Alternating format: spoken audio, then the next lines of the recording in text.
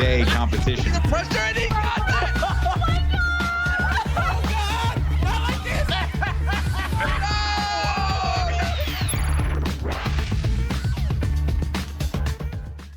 Welcome to Sonic Racing CrossWorlds on Twitch Rivals. Today is our European qualifier, and it is brought to you by Sonic Racing CrossWorlds, which is available now.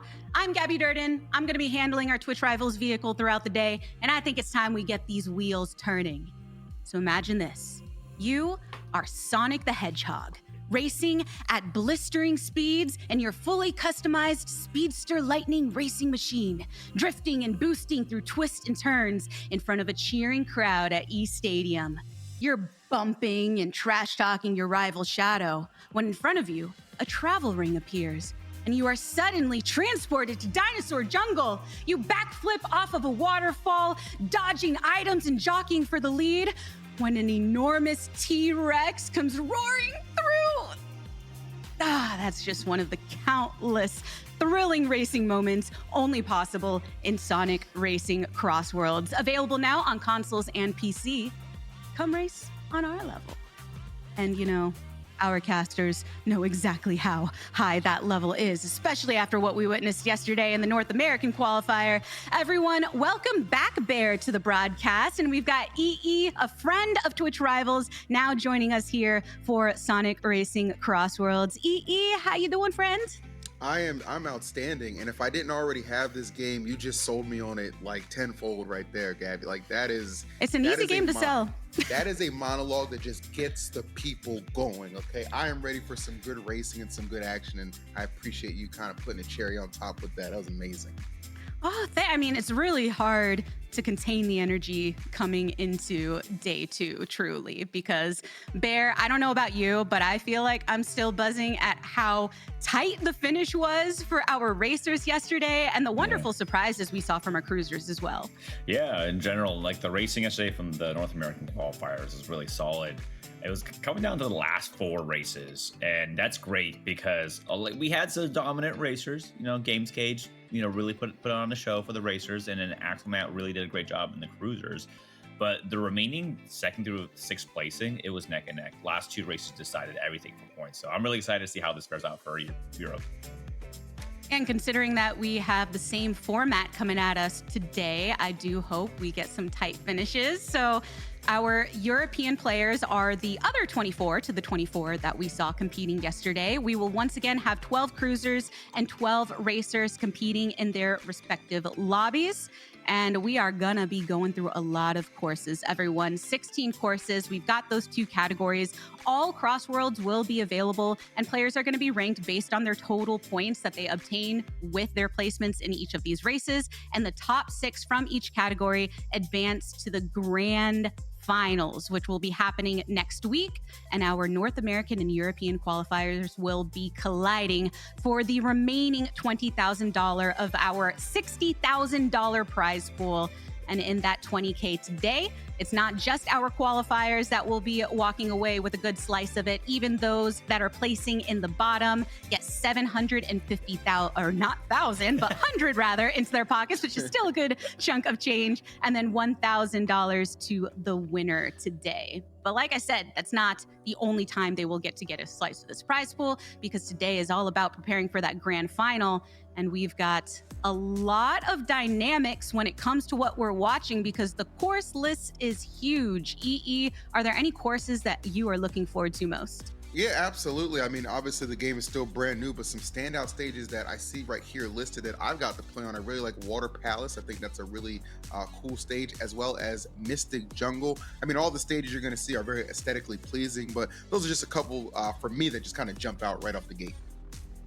Yeah, Bear, there's definitely a mix of some Sonic favorites from over the years, as well new fresh looks too.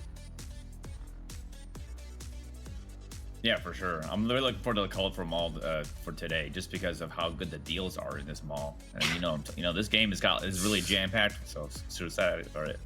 Yeah, I mean, who doesn't like a good shopping spree, especially when you've got your vehicles you're always having to customize to keep up with the competition. And our cruisers that are competing today are right here on your screen. So if you were tuning in yesterday, then you know that our cruisers are considered the casual category of the two. They'll be competing at high speed with racers at sonic speed. The EE, any names or faces jumping out to you out of the cruisers here? Yeah, I've definitely seen Annie before, as well as Chloe, I believe. But somebody who's just like straight up jumping out to me, who I am going to get introduced to, that I'm excited for, is Behaving Beardly, because I am a beard bro. So it's kind of hard for me not to just immediately acknowledge that. So definitely going to be keeping an eye out for him. But I know all these cruisers are going to be doing just that, cruising.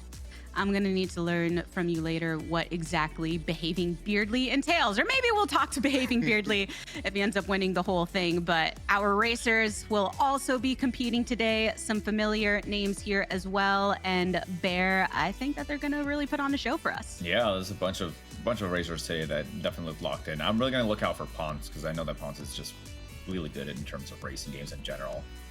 And they're one of my goats, so I'm kind of rooting for them. But all these racers have a chance to make it a top 6, so we'll see how it shapes up. For sure. Ponce, someone we'll keep our eye on. I mean, CPK has competed in a lot of Twitch rivals and will be competing once again.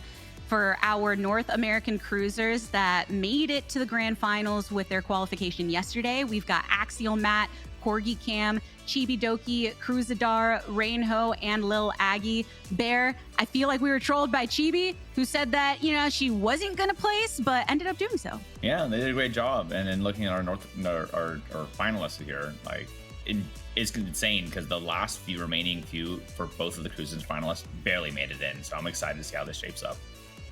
Definitely. Games Cage had it on lock pretty early with many first place finishes, but Fire Dragon, Dangers, Coney, Scootish, and Grand Pooh Bear have all also qualified as well. So half of our participants for the grand final have been determined, and we will figure out what the other half are today.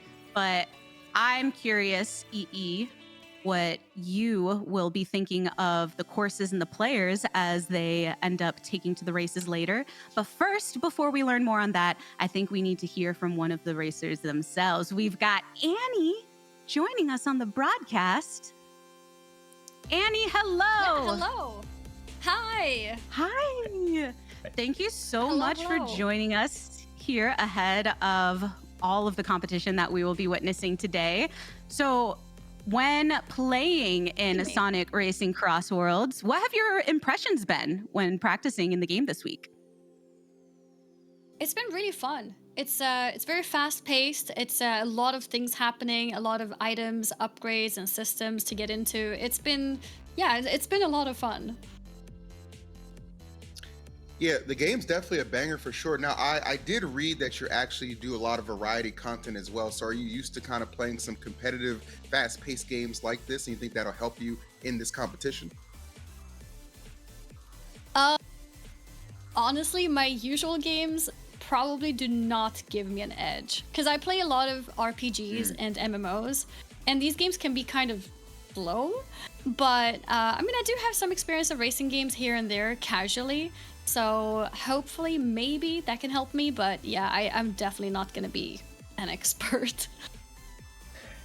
Fair enough. And that's all right. Do you have a favorite character in Sonic Racing CrossWorlds that you're gravitating towards for today? I've been playing Amy. Oh, nice. So yeah, Amy's she's really been fun. my favorite so far. Yeah, she's cute. Yeah. And Annie, before I let you go and get ready for the competition, I just need to know. So your favorite food is pizza with chicken curry and banana? How did you discover that? So I never really realized that type of pizza is even rare or unusual until I started talking to people online. It's a very common pizza in Sweden, and I had it as a kid, and I really liked it. And yeah, then I just continued liking it. I didn't realize it's rare. Oh, well, you have now introduced something to me that I'm going to make sure to try very soon because I am very intrigued. Thank you, Annie, for the food recommendation and best of luck. Yes. Oh, I mean, Thank you. I can talk about that all day. Have fun, Annie. Thank you so much. I just couldn't help EE but ask her because I have never seen that pizza combination. That is brand new to me. And I too am a bit of a foodie. So the fact that you kind of threw that out there, I'm just like, oh, okay. I guess that's just where we're going with this. Cool. Yeah.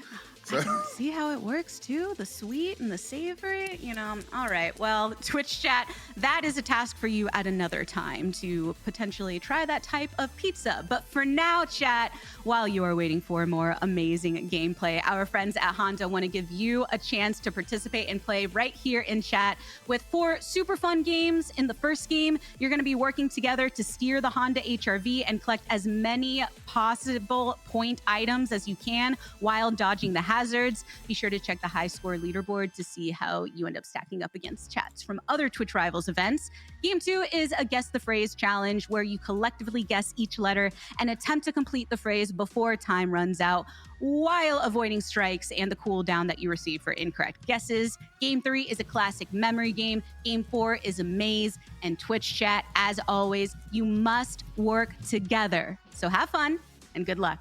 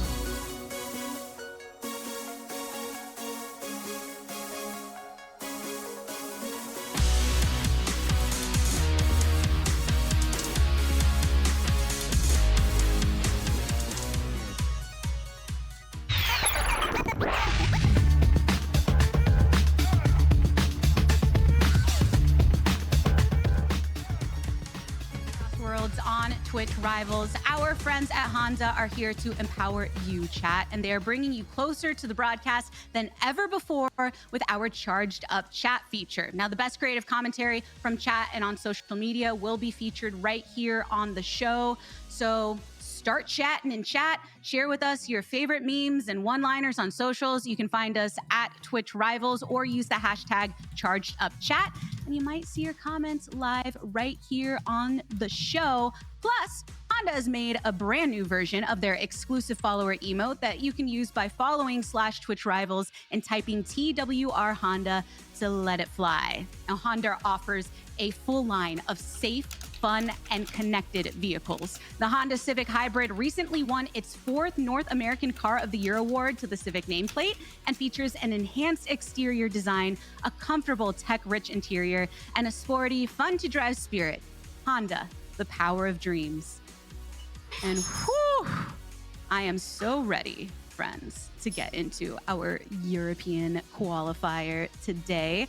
Bear, we're going to be gearing up for the races in just a moment's time. Were there any big takeaways from the North American qualifier that you think are important to keep in mind today?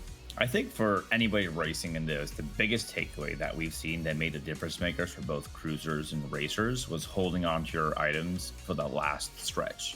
A lot of people just use them immediately.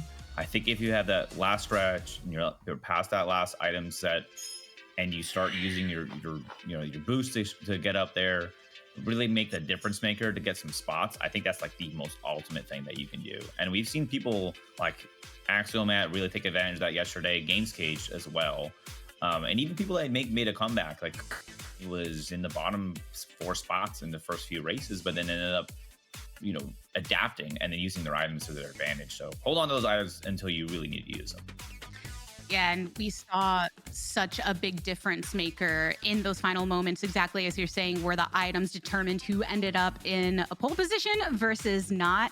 And I feel like when coming into Sonic Racing CrossWorlds, we heard from one streamer earlier in the day saying, I don't know how I'm going to feel. We have others that are very accustomed to this format and have been practicing for some time. Do you expect there to be a clear disparity here in the cruisers section of those that are more comfortable with the genre versus not? Oh, look, I too would fall into the cruiser category for sure, right? I like the just a little bit of a casual, having a good time, you know what I'm saying? But I actually think like this is going to be a little bit more even keel than we might think. I honestly don't think there's going to be any like kind of sharks in the water here, which is why I think it's going to make it for a more interesting, kind of race to see who's really going to get into one of those top 6 spots to advance to the grand final. That's my prediction anyway. Yeah, I think that I was very pleasantly intrigued by exactly what you're saying, that things were close in the cruiser category. Many of the streamers ended up picking up on things really quickly. I also feel, though, Bear, that when you compare the cruiser category to the racers, we saw a lot more extreme gear with the racers, a lot more kind of punishing moments that happened. Do you expect to see something similar with the cruisers today? Maybe hopefully not as much leaning that direction. I mean, hopefully they watched yesterday's show and then got some tips on how to race, because I'm hoping they're leaning towards safe, because whenever I play a racing game, especially Sonic Racing CrossWorlds, I opt for safe vehicles, safe characters. It's taking those risks, going from like 2nd to 8th within really just 2 seconds because if your vehicle couldn't take the hit or couldn't recover, it's just really detrimental. So I'm hoping we have safe racers here. I mean, I heard Europeans are much safer racers than North America, so maybe it'll translate in this game as well. That applies for a lot of things, and there you go. So we'll be all right. Well, some polite bumping, oh, sorry, you lost your rings, but. Yeah, I always like to see if there's any stylistic differences in, the different regions, but it feels like maybe we'll see it in the streamer personalities as well, as we do get to tune into them. And remember, everyone that's watching, they are live on their respective channels as well. So if you want to go and support them and you kind of figure out which racers that you're vying for, you can give them that support for sure. But yeah, kind of following up on what Bear was saying about playing safe, it can definitely make the difference when you go for the more risky moments. Chibi, who still ended up qualifying, did make effective use of the extreme gear, but we did see a moment where she got hit by an item and it knocked her placement completely off in one of the races. So EE, what about you when you're going into this type of format, 16 races, point-based for qualification, top 6?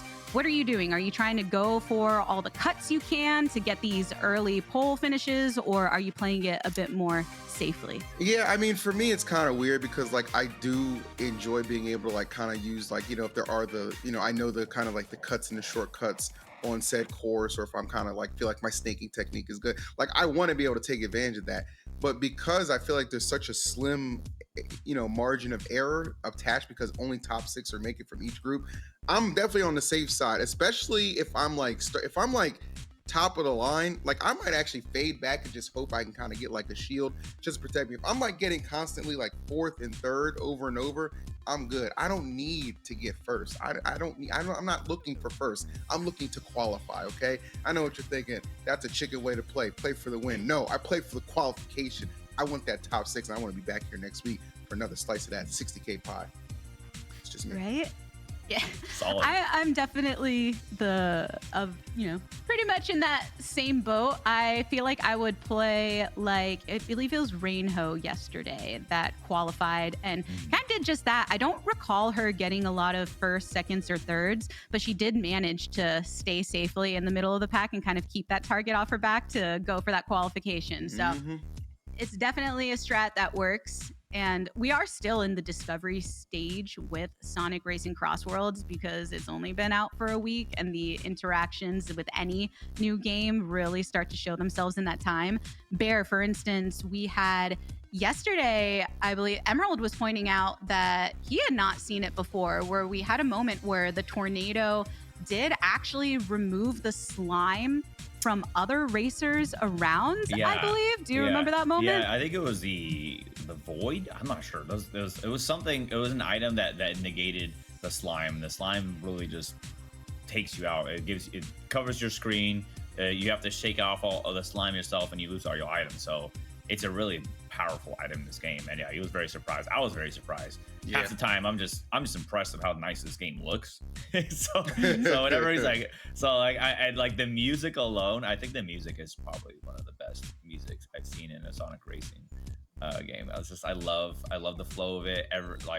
There's worlds where I feel like I'm in a club, and there's worlds where I feel like I'm just in a lounge, and I love that. And then sometimes I just feel like, man, I want this playlist in my morning commute because then I can be much better.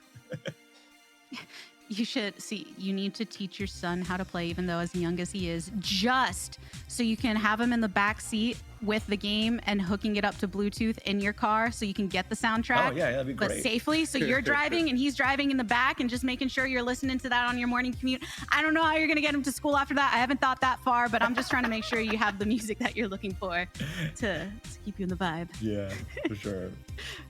But, on the competitive note of that, aside from the music, it is good to note kind of slime and the importance of this item. I think we're always looking at items that can target multiple people. So EE, have you seen a big difference just in your play, even in your just emotional reaction to when you get an item like slime versus maybe a defensive shield when you're not looking? Well, I kind of like, I kind of put it out there like how I would be satisfied with getting like 3rd or 4th, and that's because if like one item that I've noticed is like I think it's called weight, and it drops on you and it hits like 1st and 2nd, so that's really annoying to have to deal with. But again, if you're in 3rd or 4th, like I like to be, you don't have to worry about that. You know what I'm saying? Same with dodging, the King Boom Boo. I think that's the guy who goes after you in first place as well. So there's a lot of different things. Like, for me, I get hit all the time by the magnets as well, just because I'm so focused on just like passing the next person.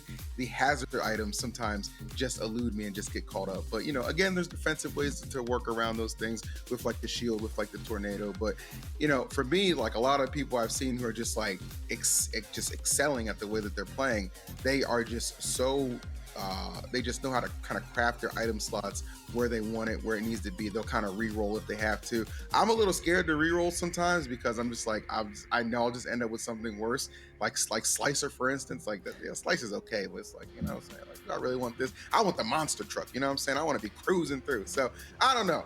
The way I play is definitely not, you know, I'm not a games cage guy. I'm not going for the glory like that. I'm going for the safety again. So, you know, but there's a lot of good items. I love drill personally. I you know, that's how I get up to that middle of the pack or through it. You know, drill is great. Yeah. Like, Bear, you're an advocate for the monster truck too, right? Weren't you talking about this yesterday? Love my Monster man. Truck. And Monster Truck is hilarious because you can smush people and you can. I love using my backhammer after I smush them just to see them flail and mash their items because they're panicking.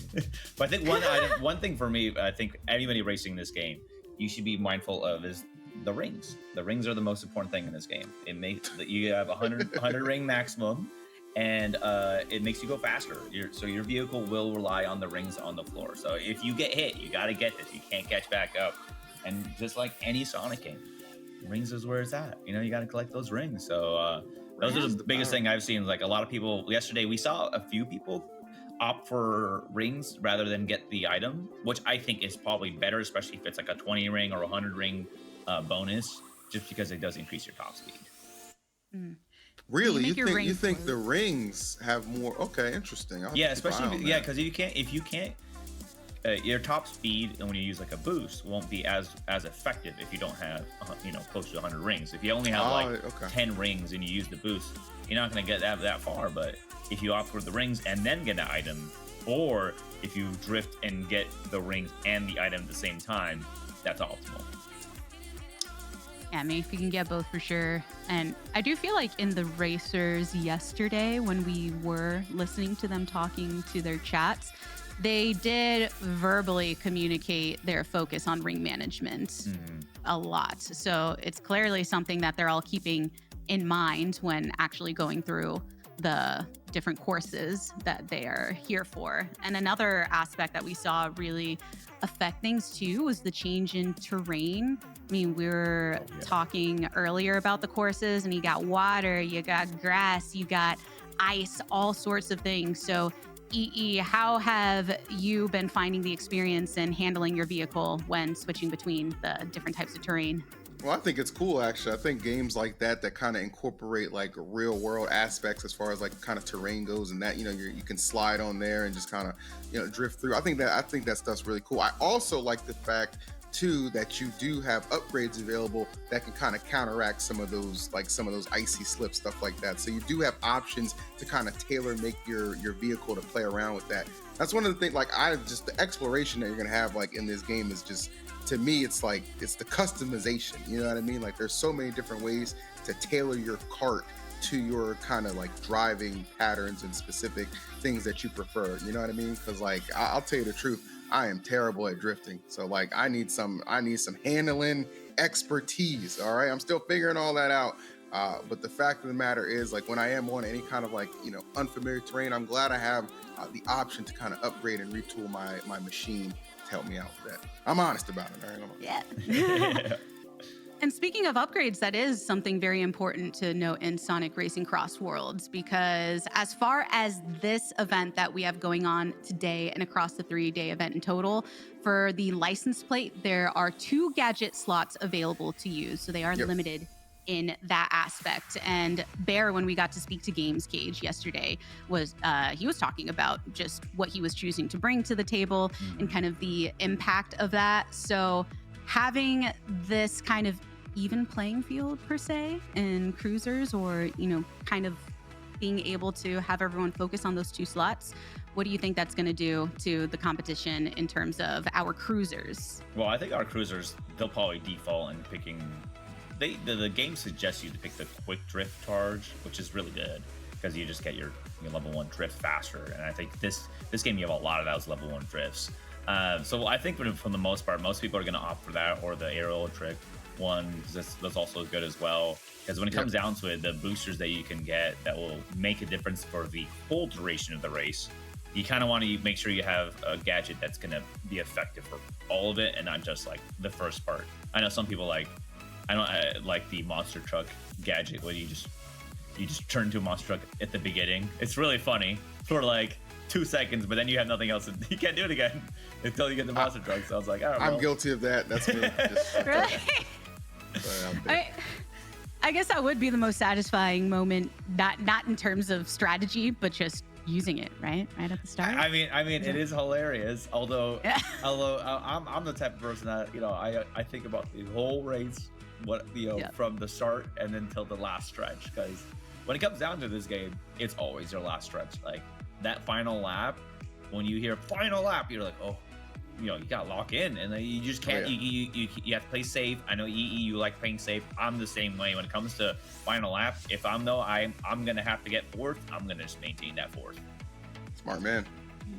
Well, our racers are ready. We're gonna get into our first of 16 for our cruisers category. I'm stoked to find out who sets the bar in our first course of the day. Casters, take it away. Awesome, there's really no reason to know what a Honda looks like. This is actually true. I don't know how a Honda looks like. People elect to be like, oh, I don't want to show all my cards on the table. No, just show people. Just set the tempo right, Bear. That's what I want to see. Yeah, for sure. And we have Annie using Amy. This is pretty fun. I love that they color match as well. You can do so much color matching in this game, and they're using the handling vehicle, which I would recommend for if you're first starting this game. Ouch. So that's the one that I should be like. I should be right, because that's kind of what I've been selecting. Yeah. Yeah, and I think it's 100%. Great, and because as you can see, look how like tight these lines are. Everything's really solid, and they're just going to have a good time. Oh, there's my guy right there, behaving Beardly. Very interested to see what a fellow Beard Bro can do. See a little bit of attention right there, getting to those rings already at 56. And in first place, too, he is cruising along. Now, the board, Bear, I like the board, but playing with it, I did notice when I get hit, it feels like the recovery time is a little bit more harder on that one, right? Yeah, Emerald and I were talking about this. It's pretty much a glass cannon. Once you get hit by that, it's tough to recover. It's technically called the boost board, but yeah, it helps your boost into your turbos and everything else. But you just got to be careful.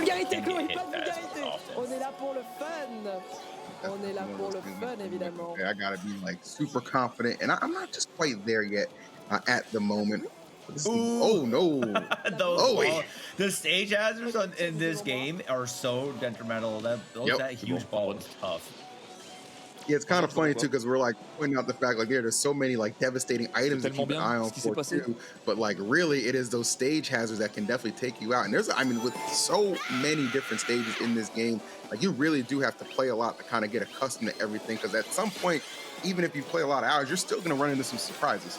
Yeah, definitely. Some people and I love are seeing someone using cream and cheese. They're hilarious. And finally, a Dr. Eggman on the board. Yeah. And we're seeing Fufu there. This is not that bad of a placement, given that they're about to go into the final lap. And even just because there's a lot they can do there. All right, so third place right now, Fufu. Oh, no, switching over. Juice TV in fourth. Oh, no, that's a really unfortunate monster truck timing to just crush him as we switched over as well. There's so much going on in this game. Full rings right here in fifth. Cruising along underscore. Yeah, already underscore right there. They have max rings, so they have max speed. Fourth place. We can see third and second and first right in front of him. This is insane. There's a CrossWorlds shortcut in here. He almost took it. We got bumped off. He thought about it. Just didn't quite get there. But this is probably the actual one of the kind of perfect spots to be at when you're kind of coming through on this third spot. Full rings at any point can definitely kind of snake your way to the top. Let's see. Nice. I think we got it. Nice. Nobody behind. Solid first race for them. They backed their green rocket punch, and then they backed their spike ball just to be defensive. But that was awesome. If nobody's in front of you, just throw it back there. Keep yourself safe. A little extra security. But yeah, one thing great about this game is that this game will tell you who you hit by the item. So it'll indicate your item specifically hit this individual, so I got them. So if you're trying to hit someone out in a Grand Prix and they're close to your points, then it gives you that satisfaction. And I'm sure Dalacard is feeling pretty satisfied after the first place finish to kick things off. That's definitely a way to make sure that your energy can roll into the next one. And EE, this was our first impressions of what it means to behave Beardly. what definition of this state of being is starting to develop in your mind? Bold and confident. Okay, bold and at one point was the leader of the pack. Okay, and I just know as that confidence grows and those beard hairs start to expand little by little, because you don't understand this, beards are always growing. They never stop growing. Okay, so even in the throes of a tight race like this, they're still growing, which means the skill level grows with it. That's my headcanon, and I'm sticking with it, Gabby. Yeah, and Behaving Weirdly, I think, on the same page with you. Legend Harry creator is how he describes himself. But we'll see if he can pull together 2 back-to-back first places, well, or whatever he ended up placing. I love it. Down so much, and I literally ended as last one. And looking in this, a Rouge player. I love Rouge. Oh, so I don't know. We didn't have one Rouge player yesterday. I didn't see anybody play this game. Really? Nobody picked Rouge out of both conferences? No one did. My favorite thing about Rouge is her trick noises. The it's purely. She's been my favorite Sonic character, but she's amazing. I love how she plays. Rouge is definitely cool. Yeah, and we hit those boosts too. Like if I'm not mistaken, too, like. Or if you hit like the dead center, you get a little bit extra boost. So I think there's like a audio cue to let you know you're doing it correctly there too. So that's something to keep in mind. Yeah, and we will also here. You see how fast he goes from first to 7th? It's crazy, right? It's so intense in this game. And they're all like neck and neck bumping into each other. And every bump in this game, you lose some rings. So it's so hard because right now they're at two rings. But look at this, Dolgar already neck and neck. Oh, frenzy mode here. Frenzy, let's go. And the weight comes in. Okay, the frenzy mode that hit for this CrossWorlds is the drift frenzy. So if you can see on their bar, they get basically instant drift to level 4. It takes less than a few seconds, so they can do it both on water, in air, and any kind of drift mechanic as well. Yeah, that little green indicator letting them know frenzy mode is active. Take full advantage of that if you're familiar with it or not. Let's see the weights getting dropped again. Woo! That's the hardest thing, man, is definitely just navigating after you get hit by something. But Dr. Feelgood got to be feeling good right now. He's in just vying for first place. Gets it back. The spike ball. Ooh, he hits out Annie with that spike ball. And a really good choke spot, too. Anytime you go right before like, the flying section, because everybody has to go to the path, they can just back their items. Très bien. Je garde mon bonus pour faire un cut juste ici. Right, Chloe, 3rd place. We are in the final stretch right now. Lap number 3. I hit a boost right there. Yeah, using their boost to get to that grass area was really smart. And opting for the item box that needs some defense. Rings are a little low, though. 59. Might want to try and get those. Misses the 10, but still going to go up to at least 69 on there. And then clean boost should be a 10 hit. Nice. Oh, is it? Oh. Slime time. Slime yeah. at the last spot is tough. That is tough because it's basically like it's such a reset on the track, right? Like that can really just change a lot of things. But to Chloe's credit, still fighting for that first place. Got the shield as well. That could be huge. Oh, takes the turn a little rough though. They might do it. Oh, they missed the boost. Oh non, je me fais viser. Is it enough? Let's go. Wow, that was so risky for them because when you drift into the grassy area, your momentum completely gets off and you can't get the boost. But they actually were able to be neck and neck with Dual Card. And it looked like Dual Card got hit 3rd, Orange Juice got 2nd. That was a really good race. I'll find myself like drifting and then getting like into kind of like into the grass, but like a lot of times I'll have like the boost items. I just, you know what I'm saying, just kind of circumvent the slowdown right there. But for her, she just had the shield in a dream, and I was worried for her at the end, Bear, because you saw she hit the drift or hit the boost, missed another one, and then got the one at the end and just barely squeaked it through. So good stuff to Chloe. Yeah, and you can tell like that last stretch. One of the things I love about Sonic Racing CrossWorlds is even if you get hit, there's always a boost. Like pillar panel or portal, and then you can hit them to recover. But man, even then, you still have that. You're still holding your breath because that straightaway is so scary. It is. But it's been great job racing so far. Pretty solid first couple races here. Definitely. I do appreciate watching Chloe play there in the end, and as y'all were noting, not every turn through the grass went as maybe she would have hoped, but it did feel like she clearly practiced. and had a strategy and wanted to be able to use as often as possible boosting through the grass terrain. So it's not always going to work out, but there is something to be said there in terms of consistency in how you tackle each of the courses. Yes? Yeah, I mean, they understanding what was coming. The two weights came out very close to each other during that frenzy lap, which was very weird.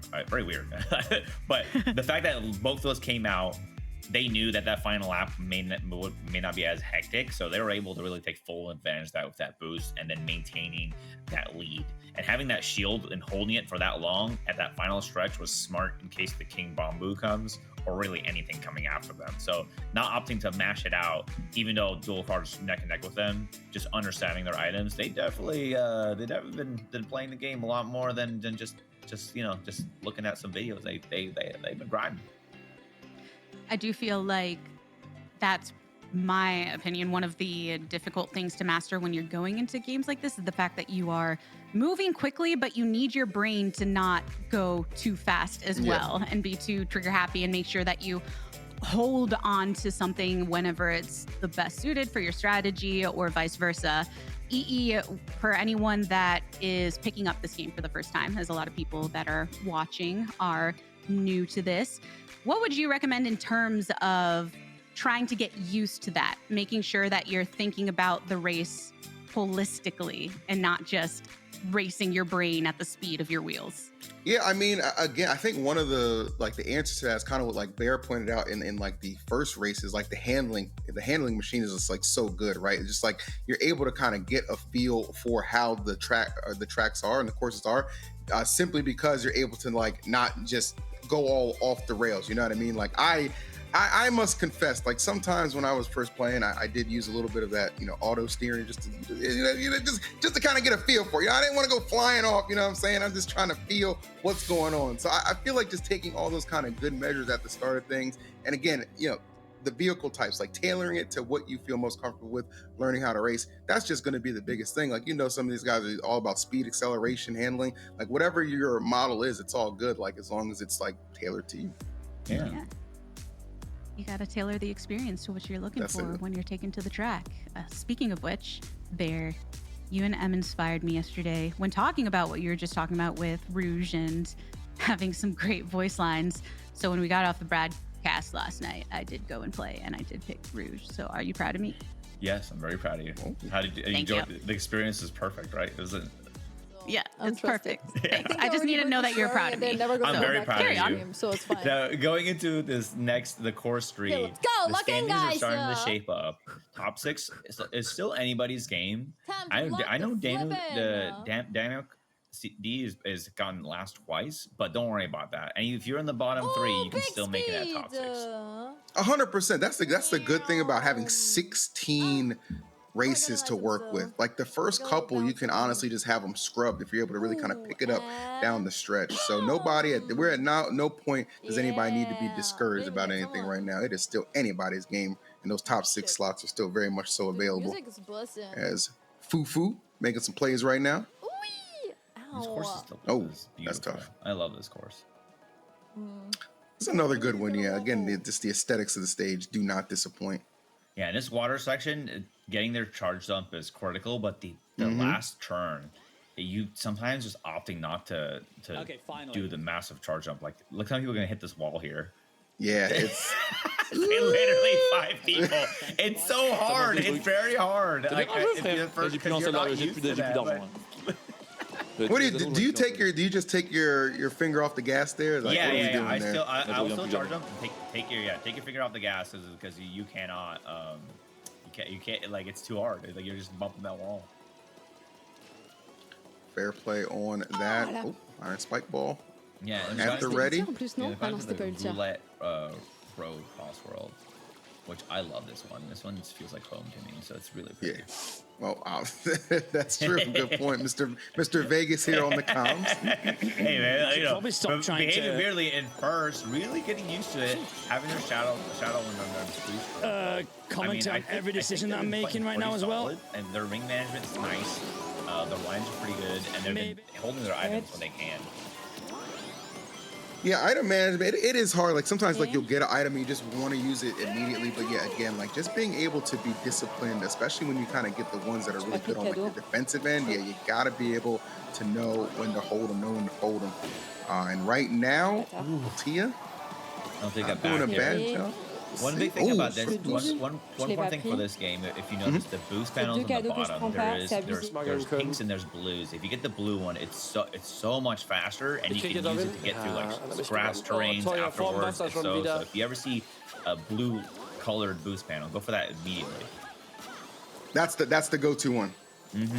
Okay, noted. This is tough. He got weighted in 2, but he was in 3rd after, so that really put him back there. So let's see how this final stretch goes. Literally, all top 6 is in the middle. This is so tight. No, behaving Beardly is falling apart. We were just complimenting him so well. Oh my goodness. The boost board failing my boy right there. This is neck and I don't even know. I think they might have took him. I think they might have overtook right the last turn. Was that Demi and Fur? Yeah, I mean the pop-off definitely would indicate some success. Okay, I'm gonna say Demi got that. Let's go, Demi. Nice job. That stretch was insane. Okay. These endings to these courses are pretty phenomenal, Bear. Yeah, I don't know. Water pallets like that turn. If you're not used to it, you don't get off the gas. You're gonna hit that wall, and it feels so bad. Like anytime you hit a wall in any racing games, even myself walking in the kitchen, I hit my wall sometimes because I'm like, oh, I tripped over a Lego, and then I just feel so bad. But having yourself in that last final stretch, you're like, oh my god, I gotta make sure I don't hit it out. It's tough. Good job these racers though. They're able to get back into the game itself and finish well, which like you can see from the caliber they're doing today. Yeah, the competitive prowess of our participants today is definitely showing with someone like Dalacard, who's been performing pretty consistently. I believe this is his 8th Twitch Rivals. I don't think he's actually won one yet, but has had a couple podium finishes. So you got to take that into account, EE, when someone is able to perform so consistently across multiple competitive events coming into this. Yeah, because it doesn't have to. It's not just a game. It's not just specific to one game. Right? You just have that aptitude for competition, and you're ready to go, which I think is fantastic because it does serve you well, especially in these longer races where you are kind of warming up, and then maybe you start to kind of pull ahead once you get into once we're on like course 10, course 11, like that's when that experience can kind of help shine through.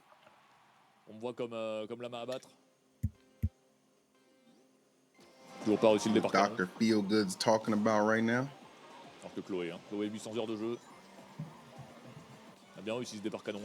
Désolé, moi je suis en train de courir pour One Piece. I mean, Dr. Feelgood should be doing pretty decent right now. I mean, they're in 6th place in the overall standings, so they feeling good about it. And the point spread between 1st and 6th is really only 14 points, so it's only just 1 or 2 race differentials here. Yeah, that's kind of what everybody needs to kind of be keeping an eye on too. Like kind of real, like I would say, down there at your 11th, 10th, like those spots. Yeah, you understand. Okay, time to start picking it up a little bit, but the disparity for the to your point right there between 4th and 1st really isn't that big a deal. And either way, you're both safe as of now, but still a lot more races to go. Magnet in hand right here for Chloe. Oh my god, being barely using that tornado there was terrifying for a lot of people because he blocked the shortcut and you just had to play slow around them. And I wonder if that was done intentionally too, right? Oh, I would. Reroute their path just like according to what you want to dictate, because that tornado, it gives you so much control.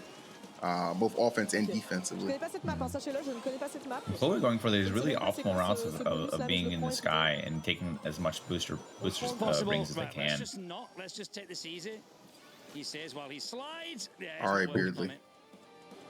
Always a front runner at the beginning. I need to see it more down the stretch. Look, he's got this. He's just got to pace himself and he'll be fine. It's the boost board that makes me so nervous, man. Like you said, like glass cannon vehicle. Yeah, if you're not going super speed, then just it's tough. Really good on those straightaways for sure, but definitely don't want to be in battle. First place right now. Oops, he's 3rd actually with the shield in tow. I hit him. Good stuff. Oh, someone's hitting me. No, Annie. Let's go, Annie. It really doesn't matter too much. Oh, she's getting sliced up though. Oh, in the slime too. Gets knocked out of the boost path as well. A lot of things going bad for and Annie. got monster trucked in the air and then goodness. drill right after. Oh, that's so tough for them. They have to catch up. C'est quoi? C'est la Yeah, carrière. I mean, bad here's luck, the kick Brian. by Blue. On l'a pas vu une fois de la game. Ça ne Drop pouvait down to arriver. third. I love this massive long trick section here. Yeah. Let's see how much they do. How many turns is that? 50, 40. What a. Good Lord. Wow. This the rotations are real right now. Alucard not playing with folks. No, he wants this win. Oh, and he takes the cut. Nice. He's getting targeted here by homing, and he did protect himself. That was solid, man. Yeah, he's all the way going. He's good. Clearly first place right there. Yeah, and what's great about Alucard, if you notice, he's like the only racer so far in both NA and EU that's using their back camera, which is really critical in this game to understand what's going on behind you. So he understood that how to avoid, someone maybe trying to target them, which is at that final stretch, because it is a straightaway. So if you know someone has a rocket punch, they can just veer left or straight as much as you can. Yeah, it's funny you mentioned the back camera because I remember only seeing it like once or twice yesterday, and was just from Games Cage, just looking back, laughing at people as he passed first place, and then that was it. But you see right here, Alucard using it strategically, to your point, Bear. So there's levels to it. Yes, sir. Yes, sir. Yeah, it's good. Look, sometimes it's nothing wrong with looking back and laughing at your competition. I think that's a great thing to do. Multi-functioning backcam, just versatile in what you can use it for. This IRL, the car I have now, is the first one that I've ever had that has a backcam, and I really like it. And people should use their backcams in Sonic Racing CrossWorlds even more, because it's helpful in real life and it's helpful in the game. And I think Alucard, when we look at the standings, can show just how useful that backcam is as the one using it most so far. In that number one spot currently with 2 first place finishes, that'll definitely do it. We've got Chloe following after with a 6-point differential, and then Danuk and Behaving Beardly EE at the bottom of the standings currently. I need you to understand something, okay? This is just the setup for a major comeback, okay? You have no idea what one of my beard bros has in store, all right? Or maybe I'm coping. I haven't really decided yet. We're still early into this game. You could be. I think so. Beardly apparently acts like he's annoyed when people call him dad, but actually thinks it's really wholesome. So if you want to give Beardly encouragement, I think you should go in Beardly's chat and call him dad and see if that helps at all boost him in his performance so far. But in the end, Beardly, this is also Beardly's first Twitch Rivals event. We have many others who, have competed a lot. So we've actually got quite a wide, long spectrum in terms of the competitors here today and their involvement in Twitch Rivals. And I am excited to see new faces obviously come through. But I do want to talk a bit about Chloe, because whenever we tuned into Chloe earlier, we saw the handling that she was focusing on. But Chloe is also a first-time Twitch Rivals participant. So EE, I think tracking her and some of these other newcomers to our community will be a really cool thing to do. Yeah, I mean, again, like I said, kind of at the top of the show, I've seen Chloe stream before. Didn't know this was her first Twitch Rivals, though, which is really awesome, and definitely finding herself in a pretty solid spot as well. So definitely see how that continues to pan out. And we keep things rolling on, man. It has been a good contest thus far, and some really good, strong participants in our cruiser section really showing out early. Yeah, and it's been really nice seeing how the different characters, different builds, and the kind of different play styles and their reactions as well. It's been nice to see the streamers adjust, and then their chat just really cheering them on regardless if they win or lose. And that's what Twitch Rivals is all about. Having a good time with your community and having a good time with the game in hand. Yeah, I've always felt that way too, and just kind of introducing people to your community as well. So you can do that through just pure entertainment value. You do not have to win. Trust me, I've seen that firsthand. You don't have to be the big winner to get some more eyes on you for sure. Boost right there, action, and then who else with Alucard right there in first, firmly continues to cement himself. Ooh, he opts to pick the random instead of the guaranteed CrossWorld. Let's see what we get go to. Kommt der Kronleuchter in der Oh, Mitte, aufpassen. this is the Il me faut absolument des the items. pumpkin one. Oh, le manoir boue. It's called specifically. Let me make sure I get this. Oh, the one with the Halloween theme. Yeah, the Halloween theme. Sixth place. Let's see what we can get. Smart. Yep, get those rings up. Yeah, and definitely have been noticing like the people who are managing their rings are definitely the ones who tend to be front of the pack for sure. That's a huge component of this. A lot of those times too, you just kind of get knocked and you just lose so many. So you see right here, Owen Juice TV, great position right now between third and fourth, but still finds himself struggling to find some more rings. Yeah, it's tough, and I mean, and this is a hard. I think this course in general, just going into it, is very difficult if you never played it. Just because it is the pumpkins when they disappear, like you just have to get used to it. But so far, Baby Beardly really stepping things up here. Oh, the magnet! Oh, he got bumped into the magnet. Unfortunate. Not the hazard you want to deal with, and Slime on top of that. And going from first to ninth, this is the pain of CrossWorlds at time. But there's Chloe, maybe looking to get her second W of the day, Bear. Yeah, look at that. And then Chloe's had 100 rings here, really chaining their items correctly as much as they can, getting these jump tricks in this water. And throws the spike ball forward. Really wants the gutting for offensive play here, which is pretty risky, but we'll see how it shakes up for them. I'm not mad about it. Let's see. Oof, golly, so many good rotations on that. I get those rings up. 57. Oh no, the difference maker, but it's not going to be enough. Oh wow! I wonder what they had that they dodged that king bomb. Yeah, Where they got was hit like right at the boost panel. Is that Dr. Feelgood that got first? C'est dans mes veines. C'est les Nice. skills, les amis. Yeah, it C'est les was. skills. I don't know, like if it was. Envoyez vos I tortues don't think it bleues was en shield. fantôme, Was it?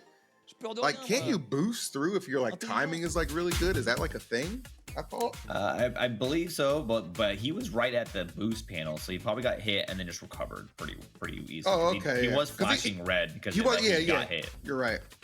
So he just was the benefit of just right place, right time. Okay, fair Which enough. is nice about this game. It gives you that the option. If you get hit by one of those weights or king bomb moves, you have a boost panel to recover pretty easily. So it's There not you go. as bad. Which is why we love Sonic Race CrossWorlds. It's fantastic. Yeah. Dr. Feelgood coming out with the dub in that one. I agree with you, Bear, though. You're talking about the map. I actually played this course last night, and I feel like it does take some getting used to, waiting for the pumpkins to actually reveal the path. But Yeah. also, do you feel like because of how many choices there are in this one that impacts? Because I feel like there's a lot of times where you can go vertical or go down and you can end up falling off the path in this one.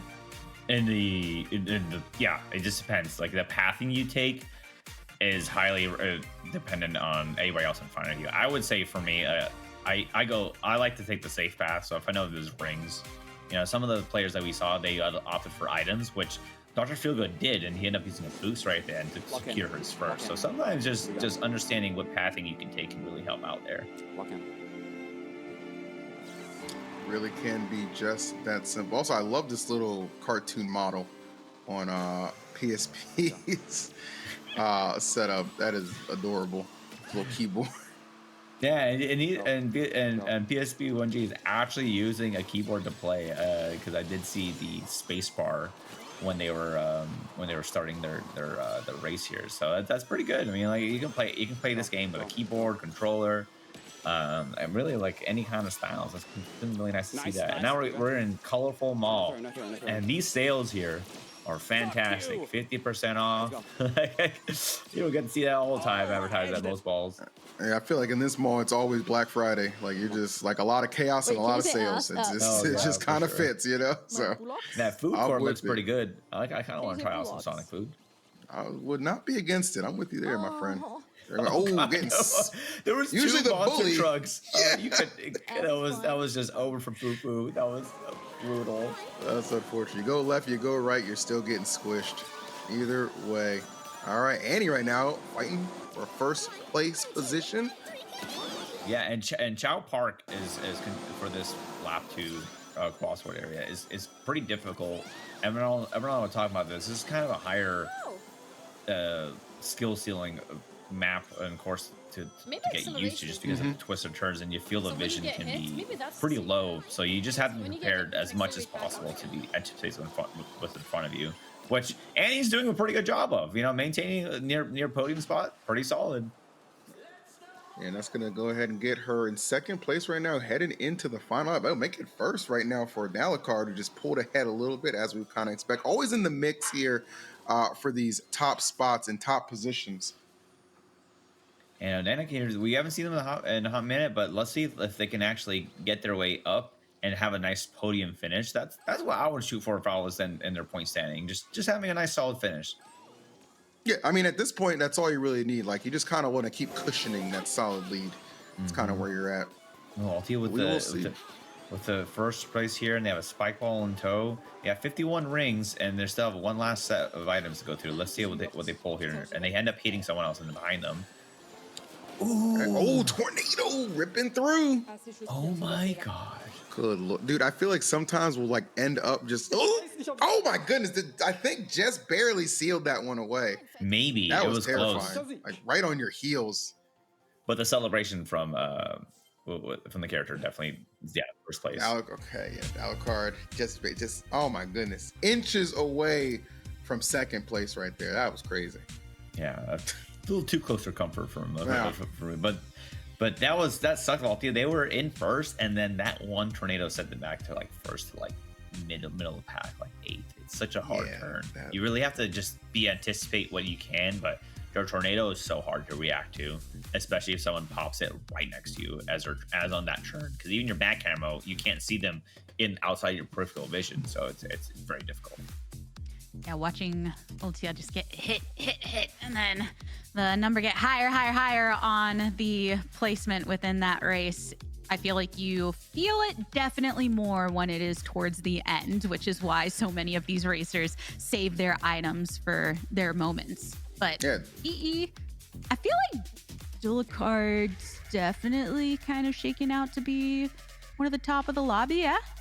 Yeah, I mean 100%, because like we understand, like, somebody has to be up in that upper echelon. Somebody has to get that first place, cream of the crop, and he's definitely looking like the man to beat right now, trying to go for first place. And again, always seems to find himself right place, right time, and buying in those top positions to either get, he's not getting first, he's not getting anything that seems less than like fourth, third. You know what I'm saying? So that's where you want to be. Much kudos, but I am keeping a very watchful eye on my girl Chloe as well. She has been impressing me and has been the surprise this far for the cruiser division so far. Chloe looks straight out of an actual racing. Yeah, look at that fit, right? Yeah, like I'm just like, she came prepared to race. When I popped on her POV, I'm like, wow, this is like, yeah, that's definitely the mindset you should have when you go into this game. There you go. It's been the correct mindset thus far. As your placement right now, you see second, 54 points racked up, looking to add to that in a major way. Yeah,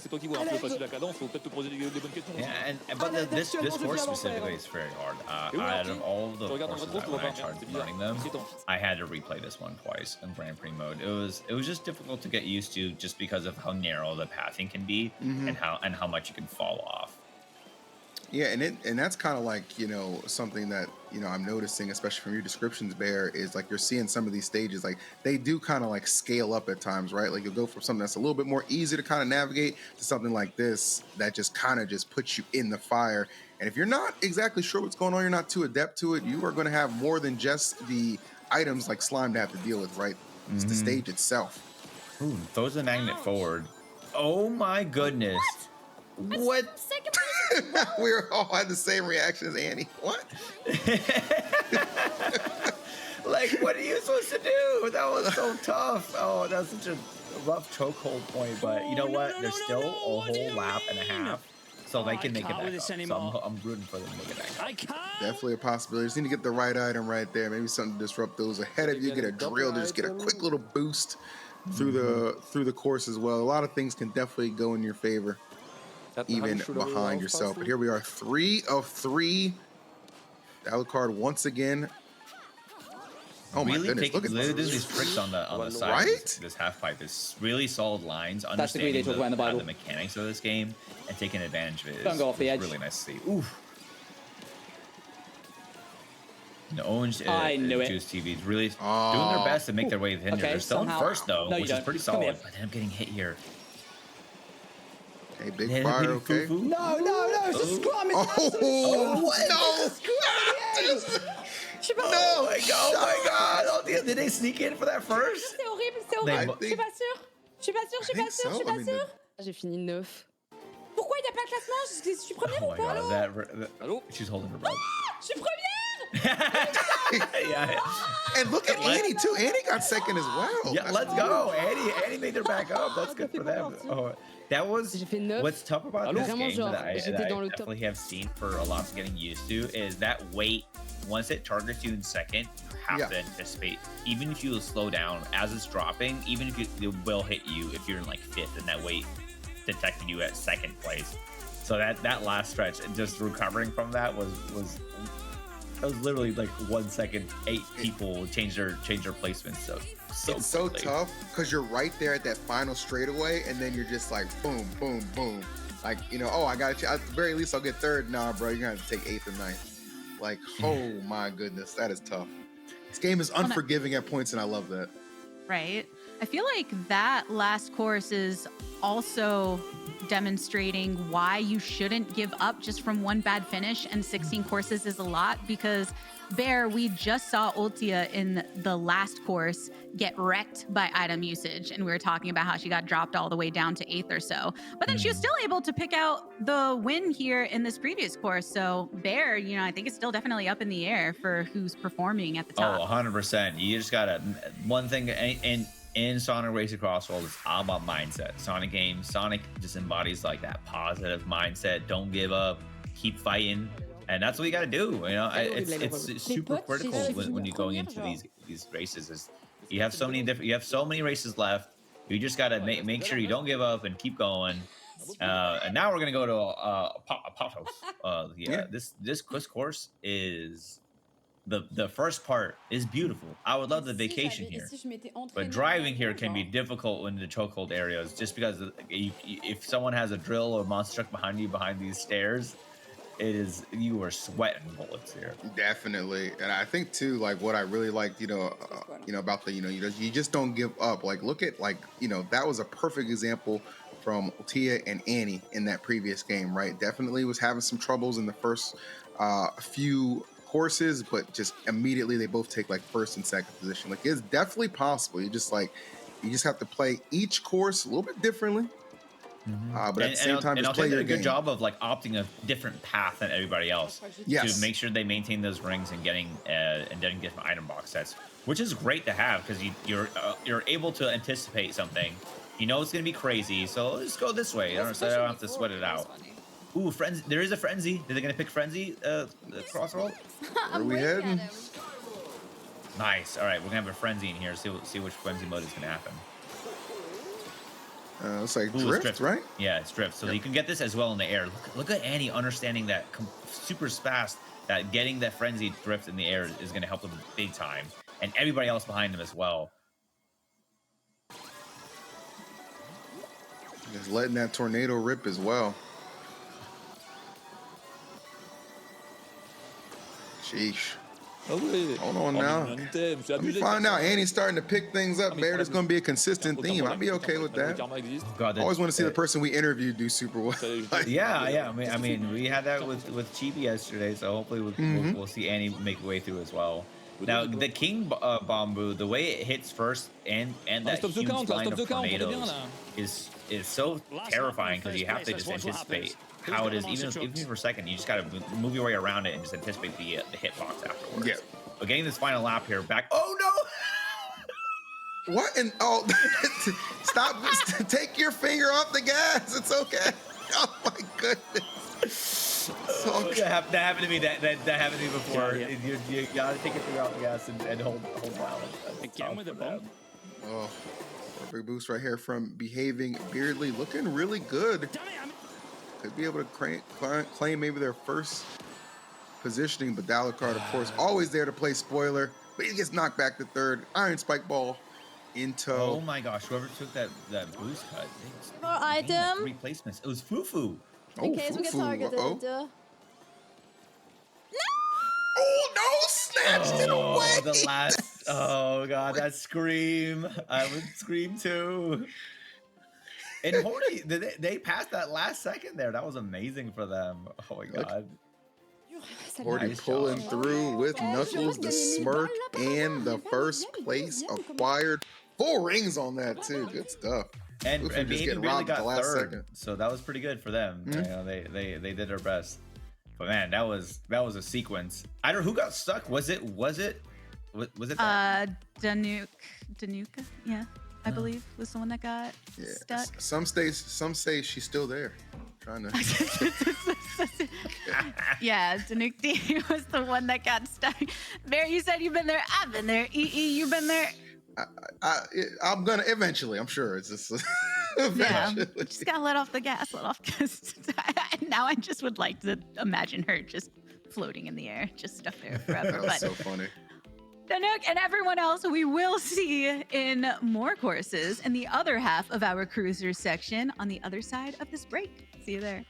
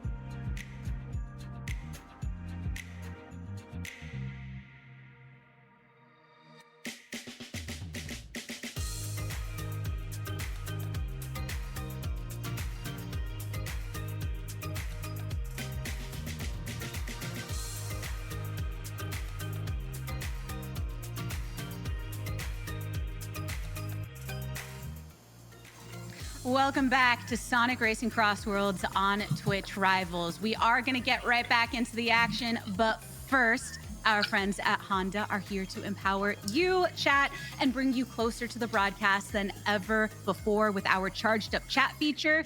The best creative commentary from chat and on social media will be featured here on the broadcast. So go ahead and get the conversation going in chat. Make sure you share all of your favorite moments and memes and fire one-liners with us on socials. You can find us at Twitch Rivals or use the hashtag Charged Up Chat, and you might see your comments right here on the show. Plus, Honda has made a brand new version of their exclusive follower emote that you can use by following /Twitch Rivals and typing TWR Honda to let it fly. Honda offers a full line of safe, fun, and connected vehicles. The Honda Civic Hybrid recently won a record 4th North American Car of the Year award for the Civic nameplate and features an enhanced exterior design, a comfortable tech-rich interior, and a sporty, fun-to-drive spirit. Honda, the power of dreams. My friends, we are halfway through our cruisers section for the European qualifier today. I've got EE, I've got Bear hanging out with me, bringing all the commentary into all of our courses to come. And Bear, I feel like at the halfway point, we're starting to get a feel for who is in the top and who's kind of settling in the bottom. But I mean, Fufu proved that really anyone can come through and still take it. Yeah, anybody can really come take it, and regardless, if speaking of dreams, the only dream that we should have for this one is making top 6. So I'm about to see the standings here, and I want to make sure that anybody that is in the cusp of that top 6 just focus on getting 6th or 5th, because it's not over. Still got halfway through, and anybody can even 12th. Yeah, taking a look at the points that have been earned thus far from our cruisers, it's not that big of a drop off really anywhere, except technically a large-ish, I say, split between Dalacard and Chloe.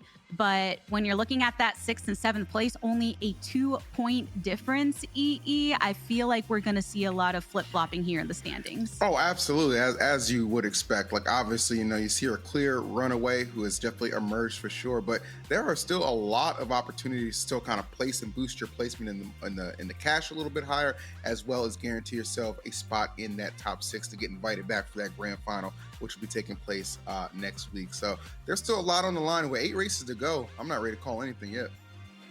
So Bear, Dinuk, who we were talking about getting stuck, is in the last place right now. Look, I have full faith they're just gonna get like solid good races, like 4 or 5, get 10 plus, and they're in there. It's gonna be great. They just need to have 3 to 4 good races, and they gotta be podium finishes, so at least 10 points, 12 or 15, and then they'll be in that solid running for the top 6. So I think they'll be okay. I'm hoping they'll be okay.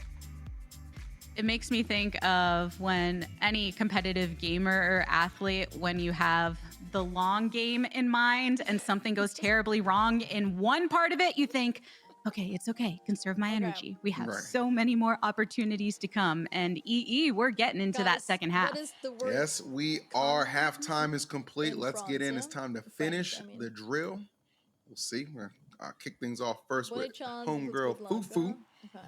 I'll tell you what. One thing I've noticed, I haven't seen anyone playing my boy Vector. Like, that's got to change. I mean, Dr. Eggman, yeah, he's cool and all, but how come nobody's piloting my boy Vector? That's a question I need answered at some point. Another time, perhaps. Oh, it's dinosaurs, but Katie is sleeping. She can't see them. Yeah, I mean, going into this, we're going to Wonder Museum. I love Wonder Museum. In general, it's a very nice. If I was going to go to any museum, this would be it. It has everything you want. Dinosaurs, automobiles, big ships, and then the final lap. When we get to the final lap, the dinosaurs come to life, which last time in the North American qualifiers, a couple of the racers did not know that they come to life. Oh, really? And they were very surprised. They're like, "Wait, whoa!" Yeah, there's definitely a lot of energy flowing through this museum, so definitely something to note. Yeah, and that's kind of a benefit of if you're able to play a considerable amount more than some of your opponents also on the course as well. But just knowing those little things that can really kind of help, especially on a final lap like that when you're trying to make a big play. Talia back in one of those top 3 positions right now. So See if she cool. can I hold on love to the that. giant whale. The giant whale. And It's beautiful, so right? Beautiful. Yeah, Yeah. like going into that, people spend a lot of money going to a place that looks like this, and you can see it for free in Sonic Racing CrossWorlds. So, Let me tell you something. This is my vacation right now, Bear. All right, this is great. staycation. Yeah, look at this. You can see. This is basically like a cruise. This is beautiful. Yo. All right, Demi. Trying to make a play. We saw Demi with the surprise first place in the first half of the competition. See if she can squeeze out another one, perhaps. In a good position right now to do so. Not in that right spot where you're, when you're just outside that first and second, like you feel a little bit more comfortable, not having to worry about the boo, not having to worry about the weights as well. Ooh, the King Bamboo just came out. Right on time. Able to take advantage of that going to this final lap here. Now let's see how he handles the live dinosaurs. So he just ran into it. Oh my! It does throw you off. It does throw you off, and Annie took full advantage of that. Let's go, Annie, who has continued to pick it up these last couple of races. Really becoming a little bit of a force. Tornado, yeah, she's going to let that thing rip. I love that. Just clear out a path, get anybody away from you. You are good to go, miss. Slime time, though. No! Oh my god, what happened? Oh my god. What happened? The CrossWorlds happened. Oh. First to 11. Wait, look, that's not over. This thing got one more area. Let's see how this goes for the final lap. He threw that spike ball forward, hoping that he would actually put a chokehold in that cup. But Chloe and then first. There's still one item box set here. They end up not going for any items and just trying to get the straightaway. So let's see how this shakes up for them. Ooh, gets the boosty. Should be enough. Maybe. I think it was very close. Yeah. That was super good. I love too, like how trying to hawk him down with the tornado as well towards the end. That was a really tough. My God. Oh wow! Dual card got that last boost there that made a difference for Chloe, and he might have had opted for the item box set and getting the boost coming down. At that section there is really stressful. We did see Games Cage yesterday accidentally open up their home screen while they're going through that, which is why it can be stressful. You can miss input sometimes, so you just gotta be careful. You just gotta know. Yeah, just throw them in the opposite direction. One moment, everything can change. We saw that for Annie EE. She was holding right there in the lead and then dropped so far down. Yeah, I feel like Annie is like having that momentum is starting to just kind of like kick in a little bit. She's getting more comfortable. Definitely see her taking more risks and being, I'm saying, like in it to win it. And then like, you just get a string of bad luck, like just hit after hit after hit, which is, you're prone to happen in this game. But that's okay. Nonetheless, she should really just kind of keep building off of that, because I like the fact that we're really seeing her pick it up over these last couple of races regardless. Yeah, she's somebody who was talking about that she's not necessarily somebody who focuses on racing games. You were talking about how she's a variety streamer as well, but that adaptability really coming into play. We're seeing her get more and more comfortable, and Bear, I feel like she's not the only one getting more and more comfortable race by race. Okay. Yeah, I mean, all these racers have been racing way better than the first couple ones. Chloe has just been doing phenomenal. Did not expect her to do this well, and just making those adjustments as necessary. And I feel like everybody else has been shaping up to make a better comeback. So let's see how this goes for this course, because this one can be a little tricky. There is a lot of massive shortcuts that you can do with boots, but I'm probably going to expect folks going to go for the safer route, just for the nature of how this course can be like. I guess it just depends, like, how comfortable you are at going for those shortcuts. Yeah, because it could definitely be some risk reward for sure. But yeah, to your point, I think, course 10 right here, maybe better safe than sorry, will be the approach for a lot of people, especially those who may not quite be in those, get invited back next week placings of the top 6. Yeah, and I mean, and with Crystal Mine here, the whole thing is just, you just gotta be careful. There's a bunch of machinery they're literally designed to mine crystals. So, but you can also use them to advantage, because there are machinery that has shortcuts in between them, or you can bounce off of them. All right, Horty making the play right now. Shadow, c'est lui qui a le lobby. Donc non, c'est pas I love how you can pick which CrossWorld to go into in lap 2. I feel like it makes this game so fresh, and it's a really nice change of pace for a lot of racing games, and specifically for Sonic Racing CrossWorlds, that you can always you don't have to have a favorite track. You know, you have to get used to all of them, because if you don't, you might be in the situation when someone picks random for lap 2, and you end up going to a course you're not familiar. So in general, I think Horty has been doing a great job adjusting, as we talked about earlier, Gabby, just understanding how to play and the dynamics. Yeah, I think that's something that really kind of picks up as the courses progress, for sure. Everyone just catch up with me randomly. Like, where did their speed The slime out here, this section here. At least she wasn't right at that cut area, and Dr. Feelgood has been doing a great job of taking advantage and using their back camera, seeing what's behind them, holding on to their boost, understanding that even if they get hit, they can just recover, or they might go for the big truck cut, which comes up a little bit in this course after the oh my god, I got hit by my own. I would actually like to see that too. Like, you get a little risky. Why not try and just put a little bit more distance between you? Because you definitely have a lot of people kind of bunched up here in this top cut. Nobody with the clear advantage. This would be huge for. Oh, please don't get stuck. No, please. This can't be happening. Every time we pander, poor thing. That's so sad. Look, they'll make it back. I believe them. I believe in them. I believe they still got like most of the lap left. Echter Shuriken. I think it's third or second. She was like really up there, and then disaster struck again. Oh my goodness. Third lap right now, though. Here we go. Please let it be the end soon. This is the final stretch. Oh, wait. Orange might have gotten it. Okay, I don't know how that happened. That's a surprise to everybody, including That's myself. Definitely Metal Sonic being happy there. Let's go. Cool. Nice. You know, Nana got 6. I don't feel that's not that bad. That is the second time they got stuck by the terrain. Look, you gotta just let go of that gas and do your maybe they're used to, like, you know, in flying, when you inverted, when you hold down, you go up, go down. Maybe they're used to that, and that's just you know. But they made 6, so that's not that bad. That's not last. That's points. All things considered, listen, take those, get them on the board, bank them while you can, because we are getting towards the end now. Yeah. It does make me wonder, does Danuk have a driver's license? And is it something that should be reviewed based on the collisions we have witnessed? Hey, look, this game, you need a driver's license, you need a pilot's license, and you need a boat license. That's a lot of licenses to have in one game, all right? Okay. No, that's so true. You do need so many. I also want to give shout out. Owen got the first place. Owen is a longtime competitor in the Twitch rival scene, always bringing good energy. And we're continuing to see some switch ups. So while Danuk is struggling at the bottom, Owen came out on top.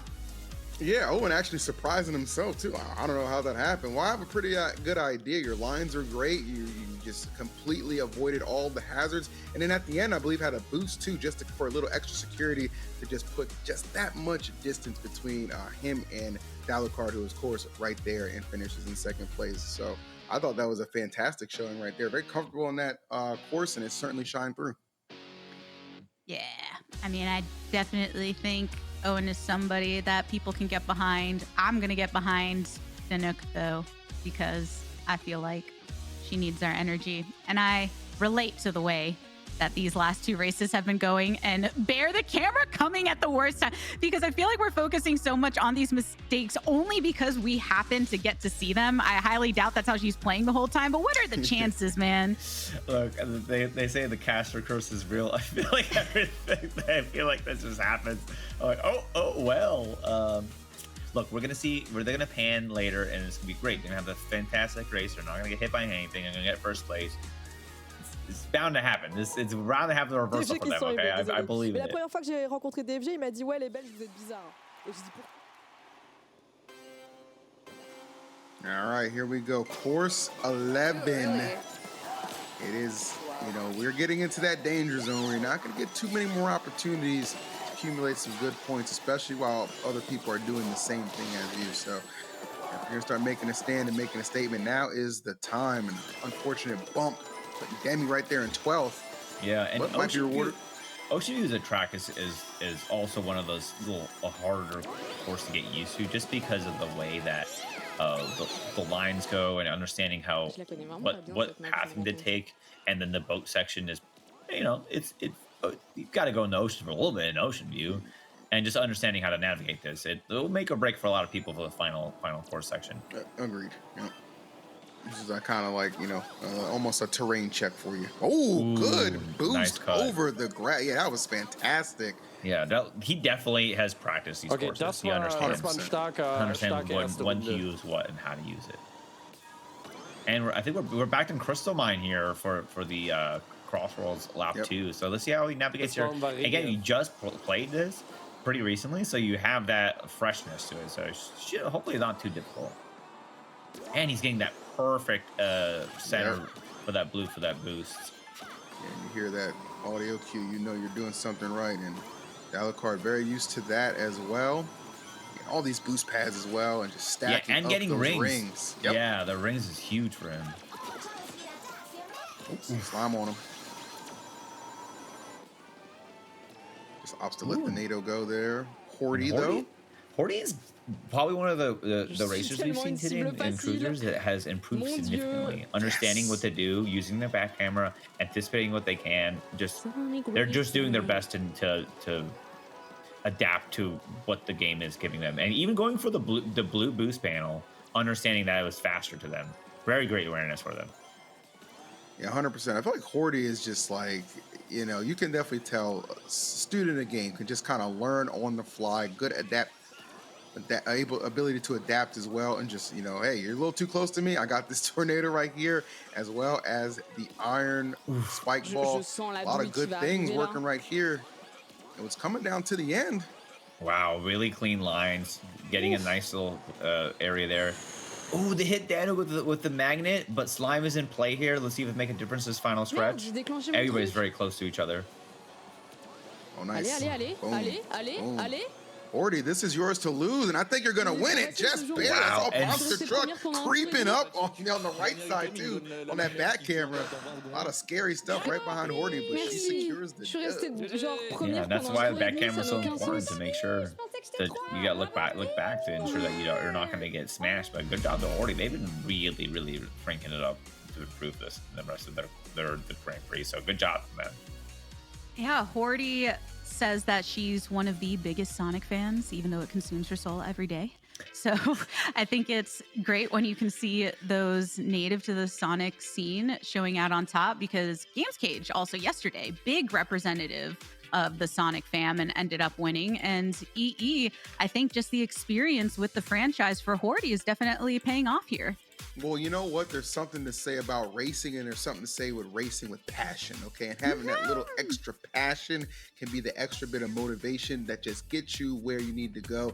Again, starting to rev up, no pun intended, a little bit later into the courses, but definitely we are seeing the results be very favorable. Yeah, I mean, when we heard Emerald talking yesterday as someone who's also a big Sonic connoisseur, you could really see the impact of, these familiar environments and the connection through the entire universe that has been built. And Bear, I feel like you've got to be aligned with EE, right? When the smile is genuine on your face, it does seem to give you a little bit of an extra speed boost. Yeah, you got to just have that, winning mindset. Never give a mindset, just it's not over until you cross that finish line. Have a good time, even if you get hit. It does make a difference, because if you get down on yourself in this game, especially after you get hit, like then that can you can make mistakes and you end up getting a lower placing. But if you get hit and just recover and have a good time, laugh at it, that's what's great about Sonic Racing CrossWorlds. That's it. Playing with my model, I love that this. Speaking truth, course 12 up for grabs right now. Here we go. And I'll tell you, we've seen a lot of our cruisers, Bear. I feel like we've seen a lot of our cruisers that could hang with like the upcoming racers. I'm sure we're going to see. Like we have seen some really for impressive sure. feats. Super impressive. I think Dalacard has been definitely the standout from all these cruisers as a solid racer. Getting into this next course, Market Street, I believe this is what this one is very interesting, because you have a lot of pathing, but you have a lot. But what's nice is that you don't have that much chokehold points, so you can avoid some areas in case you're a little worried about getting hit. Definitely. What the hell just happened to us? Asking the real questions is Fufu. All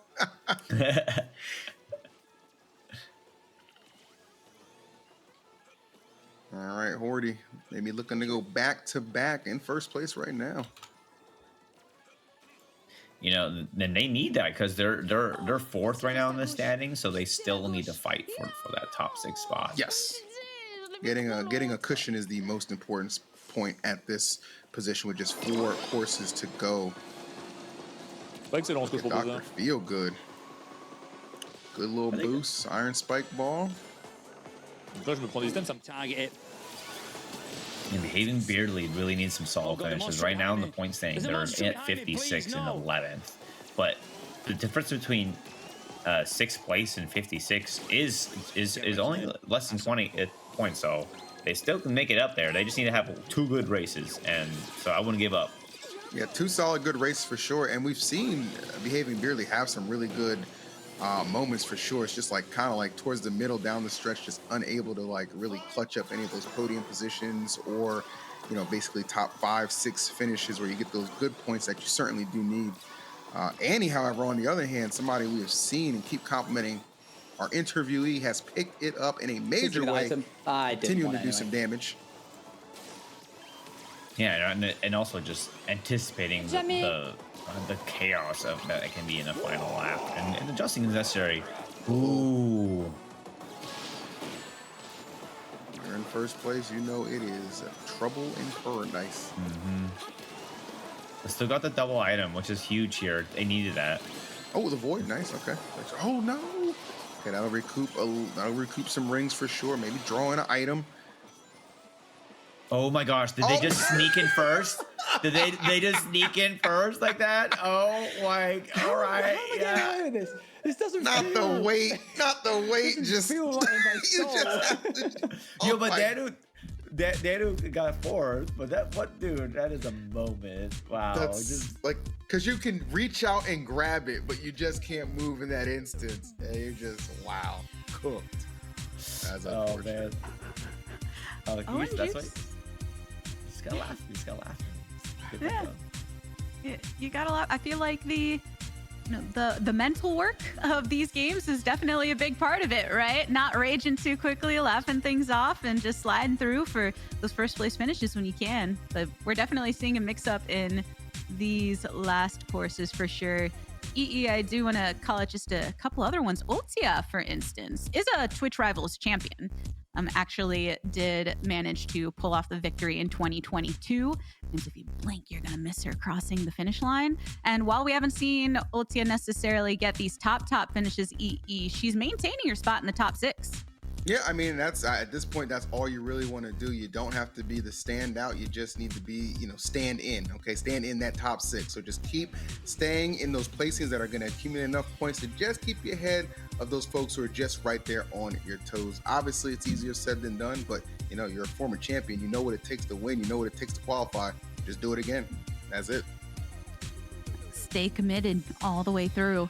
And Bear, we talked about yesterday when we're getting into these final laps, how intense things can get. So with only a handful of courses left, I'm sure the intensity will continue to rise. I actually don't know. Yeah, I mean, we only have a few more courses here. We'll see. Just everything matters at that final stretch. Like we saw Oranges get first because of the weight. And I'm sure they're happy because they were on the cusp of top 6, so they need that solid podium finishes. And the first is huge for 15 points. Probably shouldn't have drifted for that long. All right, well, let's see what Owen can do here. Course 13, 3 to go. Just in case I get hit by something, in the hopes that I can use it as a recovery item. And just they've been playing really smart by holding their boost for when they get hit or when they see an off-road section, which is really smart, which is a good way to navigate your area. Oh, I'll use it here. Here we go. Which end up going here. Fly. Yep. All right, the proper decision right here.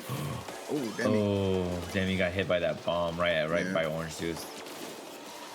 And almost a spike ball. I don't know how they missed that. That was crazy. Oh, but that monster truck not missing the mark at all. A little bit of a setback for sure. Oh, he's so happy. This is a highway. I would be terrified to take my commute to work. Yeah, I'm looking for public transit at that point. Like, what's that train looking like? They got robots and monster trucks. Say it, bro. Be like, hey, sorry, I was late to work, boss. I just got try not to die. crushed by a monster truck and this robot with lasers. Facts. Okay. Punch. Oh no! Did that get interrupted? I'm not sure. I got hit with trying to fire that out. Not sure if that rocket punch got there, but nonetheless. Fufu in third. So many winning rings. What is that? What is that? What is that? What is that? What is that? What is that? I think that is what they call. Ooh. Nice. Okay, Slicer just letting that thing out there, but the big target, the big boss right there. This is good or bad. If you're too close, man, King Boom Boo, he'll get you too. Yeah, it's very deadly. But Fufu going for that pathing there, pretty solid. But no surprise to us, Alucard is in first here. Not too far ahead. There are people right behind them, so he's got to navigate this final stretch as much as possible. And I love how the game tells you. Oh, it goes for the CrossWorlds section there. Nice. But the game tells you how many meters you are away from the finish line, which is super helpful. Now the boost is going to help out there again. Oh, everything. There's a monster truck behind him. Oh, let's go, Demi. I saw that monster truck indicator and my heart rate spiked. Nice job. Yo, Demi. It's so crazy because when we oh my, Alucard actually got knocked back to 4. Yeah, he got squished. He got cooked by that monster truck. That was wow. Because when we last saw Demi, she was in like 11th. So for her to just get back up there with like a lap and a half, you got it. Yeah, y'all have both been advocates for the monster truck. I mean, Bear, you were saying your heart rate was spiking. I imagine your cheekbones were getting strained as well by your smile. Oh yeah, I love it. I love seeing the monster. It's so satisfying because you know someone crushed you, and you look back and you're like, yeah, I got first from that play, and you got fourth, and then they were in first. You know, that is a 6 points lost in the standings, like 15 to 9 points. Yeah. Just for that finish, like that can make or break someone's whole qualifier. But Alucard's, he's pretty far ahead, so I think he's okay. But for the other people that were trying to buy into top 6, they needed to go down because now they have that second and third place point accumulation that Grand Prix helps them big time. Yeah, such a difference maker there in the end, even though, as you're saying, someone like Alucard might not be as worried, but when you're really vying for those points in these last few courses, then things are definitely going to get very, very anxious for some of these drivers. Did any of y'all catch, was Fufu calling the rings wedding rings? I was trying to hear. I missed that. I was trying to figure out if I heard that right. If she said there's so many wedding rings, but I didn't. Hey, they look like wedding ring bands. That's for some people. Yeah. Okay. Okay. I was like, wow, she's calling them wedding rings. That actually makes a lot of sense. I like that. Everybody interprets it differently. That's great. Yeah, and looking at the cruiser standings here, top 6 is pretty close after Alucard. Alucard's, he's chilling. He's good. He's got that solid 135 points. That's a lot of difference from second. It would have to be complete disaster time. But to get an idea, Bear, just how hard like it is just to get to that top 6, Demi has 2 wins attached and is still only in 7th. Like not guaranteed a top 6 spot at all. Mm-hmm. Like that's crazy. And right now in this final few races, Demi, Fufu, and even Annie can still make it. They just have to fight with Orange and Horty _ and even Althea. They're all on the cusp as well. So so right now, like from 4th, if you're in 4th through basically 10th, you still have a chance. Even Behavior really can do it. I mean, PSP1G and Danuk, maybe they get first every single race. So we'll see how this goes for the rest of them. All right, let us see what this is going to have in store. It's just so, like when you kind of just look, your eyes just keep glancing over. I keep glancing over at the point stands. I'm just kind of like trying to envision like, okay, what scenarios can really kind of like change the game. Yeah, and having this be Blizzard Valley is so difficult to navigate for your first and final lap, just because of the snow terrain just makes it just brand new experience for people. And now we're getting into White Cave, which this is I love this course. It has that like very massive into the pipe feel. Like it definitely feels very Sonic-esque, and I love how that just kind of plays out for people and the way they can navigate and the different pathing you can take. 100%, yeah. Just again capturing the essence of what this game is. Getting slimed right there though is Chloe. Chloe's been a little bit quiet in these last few races, but still cemented in second right there. Dr. Feelgood only 5 points off though, so an opportunity to maybe shake up the standings at the top end a little bit, depending on how things end up. Dernier tour déjà, très bien. Now she's speaking French, right? I believe yes. Maybe. All right. I believe. I was so focused on the race. I was like, oh, where are we at right now? We're the final lap. This top four is neck and neck. They're so close together, and oh my god, it is such a tough thing bomb to go against. And Chloe got hit by that. Yeah, she's taking some hits too. Got knocked actually out of getting a boost as well. Alucard seen him denied first a couple of the last races. Maybe looking back to get to those winning ways and just continue to extend that gap between the first and everybody else. Let's see. Ooh, only opted for the single box and sending in a double item. So let's see how this plays just out from the final stretch with a big bomb. Ooh, he's looking back. He's trying to hit someone specifically. Yeah, it's charging too. He's getting plenty out of it. Oh my! Oh, the hammer Demi again! Demi! What these monster truck plays are bringing a pure joy to me. That is fantastic. And if I'm not mistaken, that's like the third time Alucard has just been weighted and held down from getting first again. Wow. My boy is doing everything right and still not getting the correct result. That is tough. Look, that's the monster truck difference, all right? Monster trucks are the monster truck of the weights. Like, you and I are eating good, man. This is great. I love this, man. This is awesome. We were like, hey, Monster Truck's great. And we see it used optimally. It's amazing. Because you can get that energy from them, how happy they are for saving that Monster Truck for that cut, and then actually punishing people and smushing them, not being nice. Because it's a tournament. Switch rivals, you know? You're my rival. Yeah, I'm not going to let you live through that final stretch. Bear, I feel like you would be happy if every single race ended that way. Oh yes, yep. This is how every race should end. Monster truck in pocket, bam, smush, smush, smush, smush, smush, and then just like the series of items that can happen during that like whole sequence just makes it such a fun experience for people. Yeah. Fun times. I did also go to confirm because I was looking into this earlier. Chloe does have the French tag on her channel currently, so. It is French. All right, I knew I wasn't crazy. Sometimes I just need to make sure I'm still got a little bit of international flair myself. So glad to know I was correct. Oh yeah, I do remember on her screen when they had like what's nice about this game is when the characters talk, the rivals they'll have saying like Sonic said this, but I remember seeing French. Sonic speaking in French, so it was I don't know French. My mom knows French, but I grew up hearing French in my house. So. And also the game settings, their placings will be in the language that they set it to, which is really cool. Beautiful. All right, Demi. Look, Demi. So we're just talking about Demi with the 2 first place, but still only in 7th. Well, how about 3 of them things to take Demi to 5th right now? So has definitely made it thus far into the qualifying area.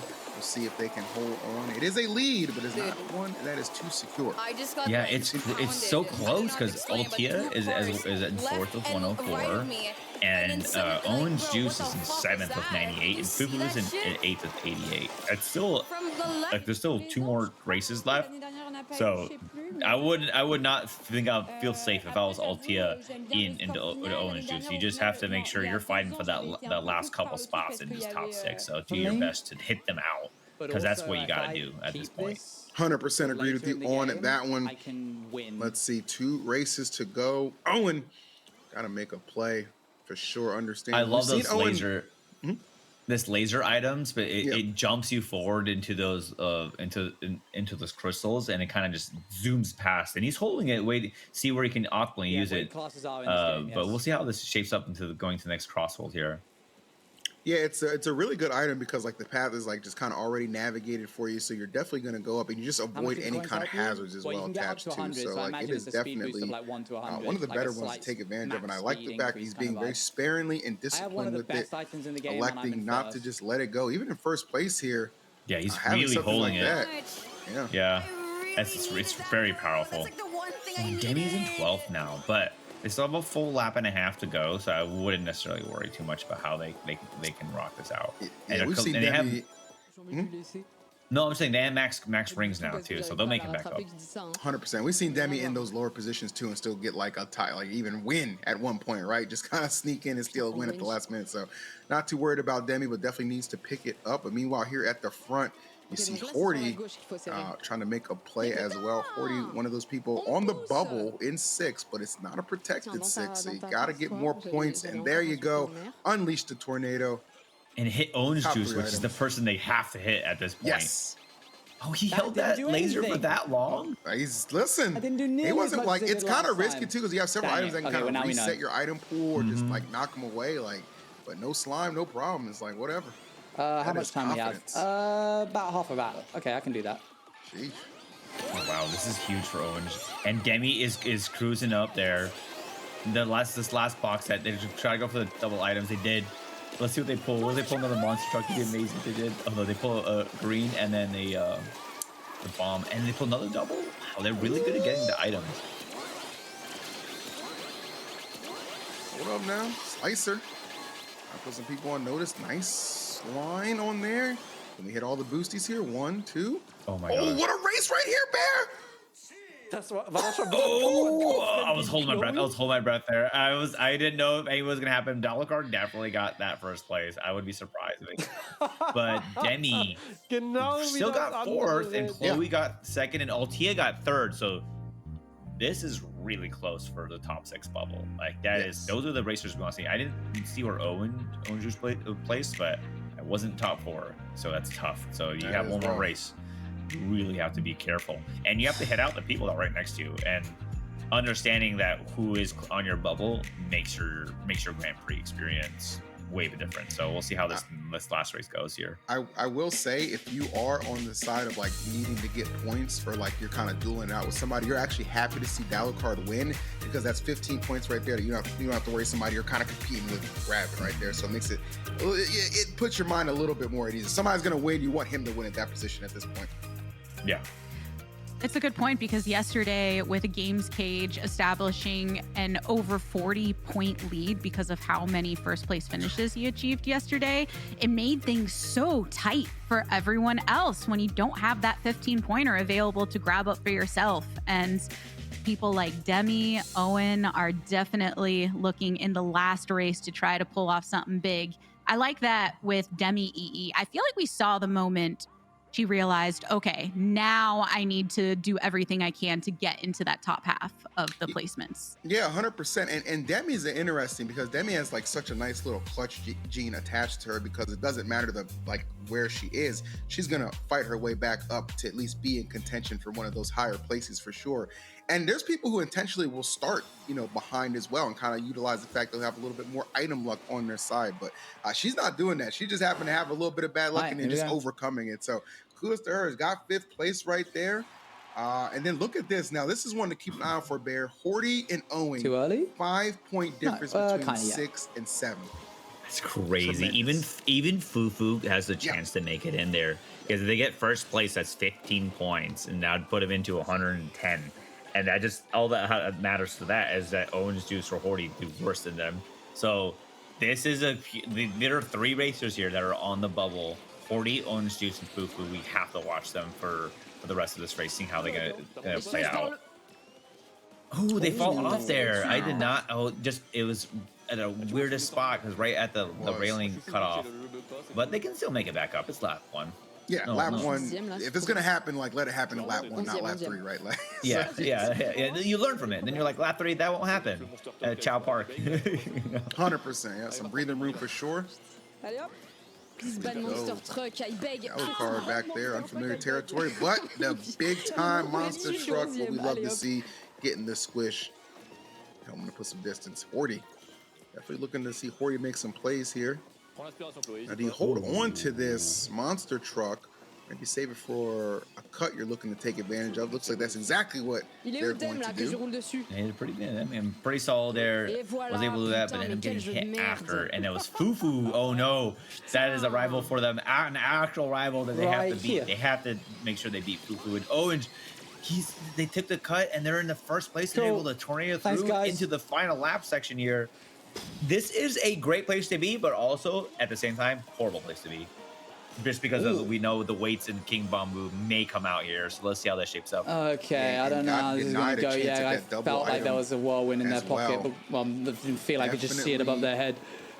Just do it off the strength. And the weight came out, so that took out first and second. He was very lucky that he actually got hit out there because he would have been the target of that. I needed that so badly. Okay. Oh no, 2 people fell off. Oh, that's no Horty. That position, that 6th slot. This is not the race where you want to have things go awry. 12th, and not that much time to make it up. We'll see if they get there. Ooh, they have the triple boost. Okay, just straight up. Nice, they got out of that. Okay, what can I get? Owens just got hit out. He's in the this pack is so tight, but he also got triple boost here. So this last stretch. Oh no. It is. Okay, Dalakar gets first, which is good for everybody behind him, actually, at this point. Yeah. You want Dalakar to get first. As you said earlier, I agree. If you want anybody to win, you want Dalakar to win in that final race. Let's see. Okay. Oh, this is going to be so close.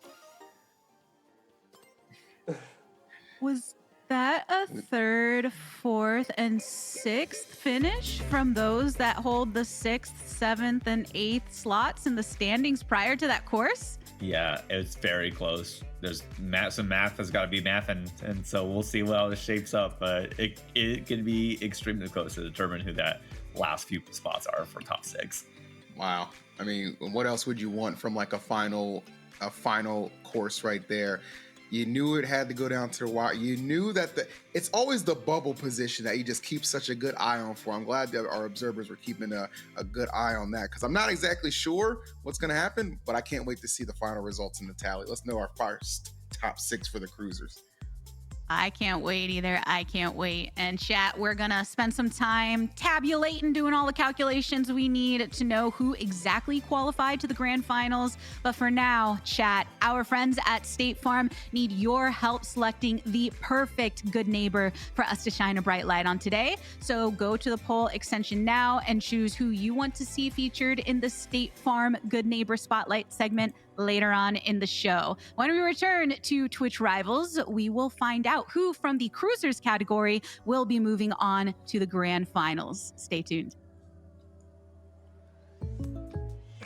That's how it's done. Ooh, my back. Hey, how about a little friendly support? Thank you. Want even more support? Yeah, okay. Ah, memories. Wow, you should see your face right now.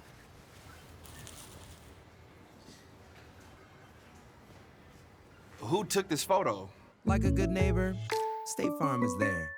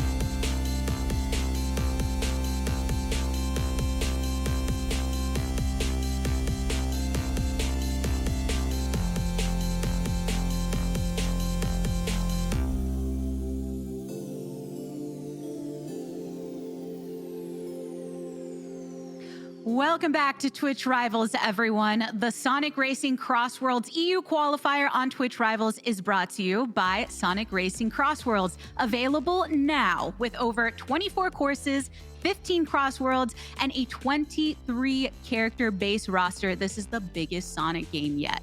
And there's more content on the way. Purchasing the deluxe edition is going to grant you the season pass, crammed with guest characters, vehicles, courses, and more from some of our favorite entertainment franchises, including Minecraft, SpongeBob SquarePants, and even Pac-Man. You can learn more at racecrossworlds.com and follow the official X account for the latest updates. And thank you again to Sonic Racing CrossWorlds for making today's event possible. We've seen that a lot of things are possible in the game of Sonic Racing CrossWorlds based on what our cruisers in the European qualifier were able to showcase in our first 16 courses of the day. But EE, are you just as excited as I am to find out who actually qualified? Yeah, I'm very eager to know. Like, obviously, like those top 3 or 4 are definitely secure, but that 5th, 6th, like that, I feel like that could be a little interchangeable depending on the calculations after that final course. So I'm very eager to know who made it through. Yeah. What about you, Bear? How you feeling with the halfway point of our EU qualifier? Well, halfway point EU qualifier, fantastic racing. I think the cruisers did a great job of showcasing that they get used to this game. Really shows all the mechanics. It's been really fun, all the courses. But yeah, we'll see how this shapes up for point wise. I'm just a little nervous here of just to see it. Yeah, well, let's find out. First, who is our number 1 finisher from our cruisers? It is Dalakard, really showing out across every single race that we saw from this fantastic streamer. But Dalakard is not the only one that will be joining our NA qualifiers in the grand final. We have 5 other cruisers. So Dr. Feelgood, Chloe, Ultia, Demi, and Horty_ are the ones who made it, which means that Owen Juice, the one that was competing for that last slot, has been eliminated, landing in that number 7 spot, 2 points behind Horty, rather. And that's a really close one, EE. Yeah, that is really unfortunate. I mean, it's, you race hard, you play good, and then just, you just lose it by 2 points, which is interesting because we saw Horty it seemed like Horty was having some struggles right there on that final course. But you know what? Still places enough to overcome the deficit, takes it by 2, does not get, whenever you get cut on the bubble, that's the worst feeling. You know what I mean? So, I feel bad for Owen. Raced really well, just 2 points short of the ultimate goal there. Bear, we are also saying farewell to Annie, who we spoke with at the top of the show. So she did not make it through. You know what? And that's okay. But she was able to earn some money, and she had a good time. It seemed like she had a great time every time we tuned into her stream, and their chat looked like they had a good time. And that's what it's all about, Twitch Rivals. Communities and the streamers themselves just enjoying these games that we put on. So I'd love to see that, especially in a racing game like Sonic Racing CrossWorlds.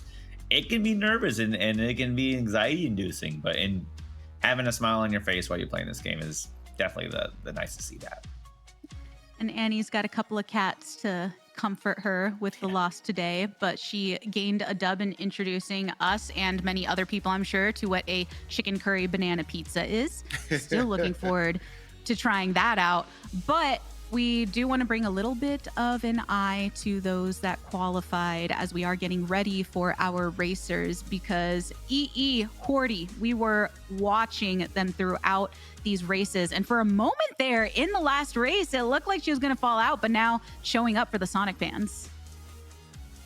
Yeah, I mean, if you really kind of think about it, it's one of those things where it's just like, okay, I just want to just make it to the grand finale. I think what we saw basically was a masterclass and as good as the cruises were, I'm expecting the racers to be even better, because we saw a masterclass in clutch.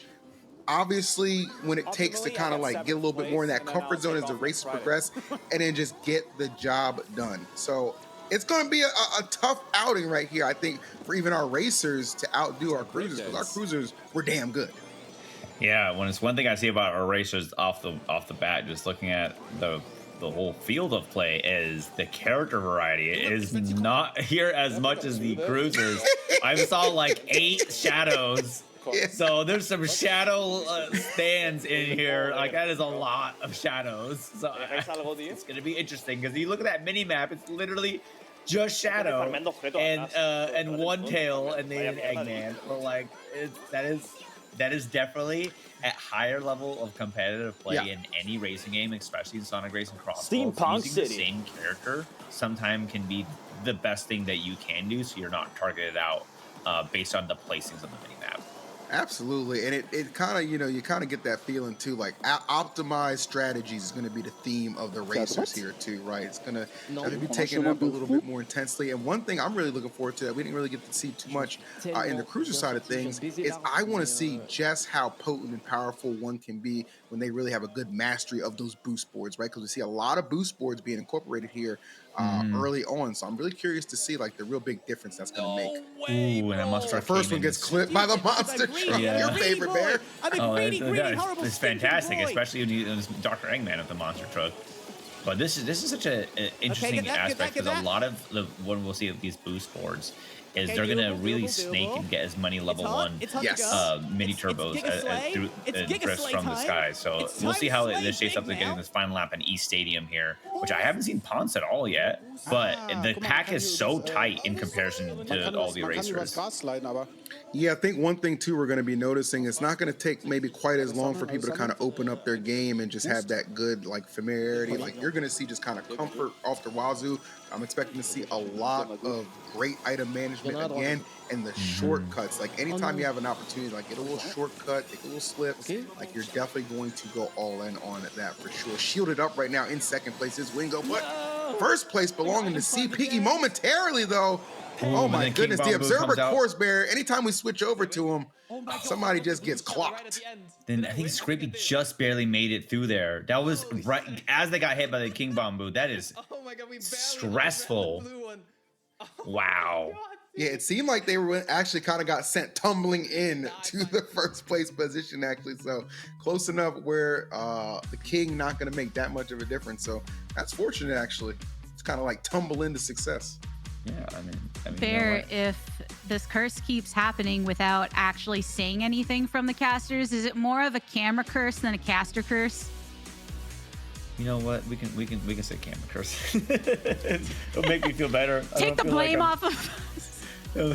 I feel so bad. We're like, oh, they're doing great. Oh. No. Yeah. Ha! Camera curse, not caster curse. No. But those great first race overall for the racers.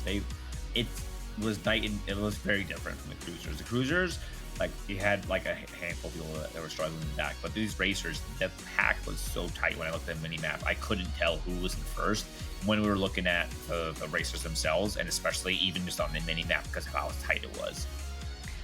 Yeah, and even the fact that there are so many shadows as well makes it difficult to track. And there are so many shadows, it was permanently nighttime. Yeah, it was kind of crazy, and it was kind of crazy, but again, like Bear makes a really good point. It's just like, if it makes it harder for you to distinguish exactly who I am, if I'm doing like quite well, if there's multiple shadows out there, yeah, that's an advantage in and of itself, because you understand like when you're taking another step higher in competition, you are going to be singled out and targeted at some instances. So it's just good play all around.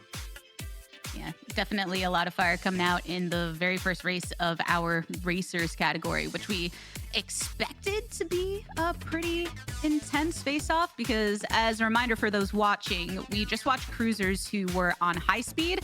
Our racers are on Sonic speed to reflect their experience within this game. So let's see how everyone ends up doing in course number 2.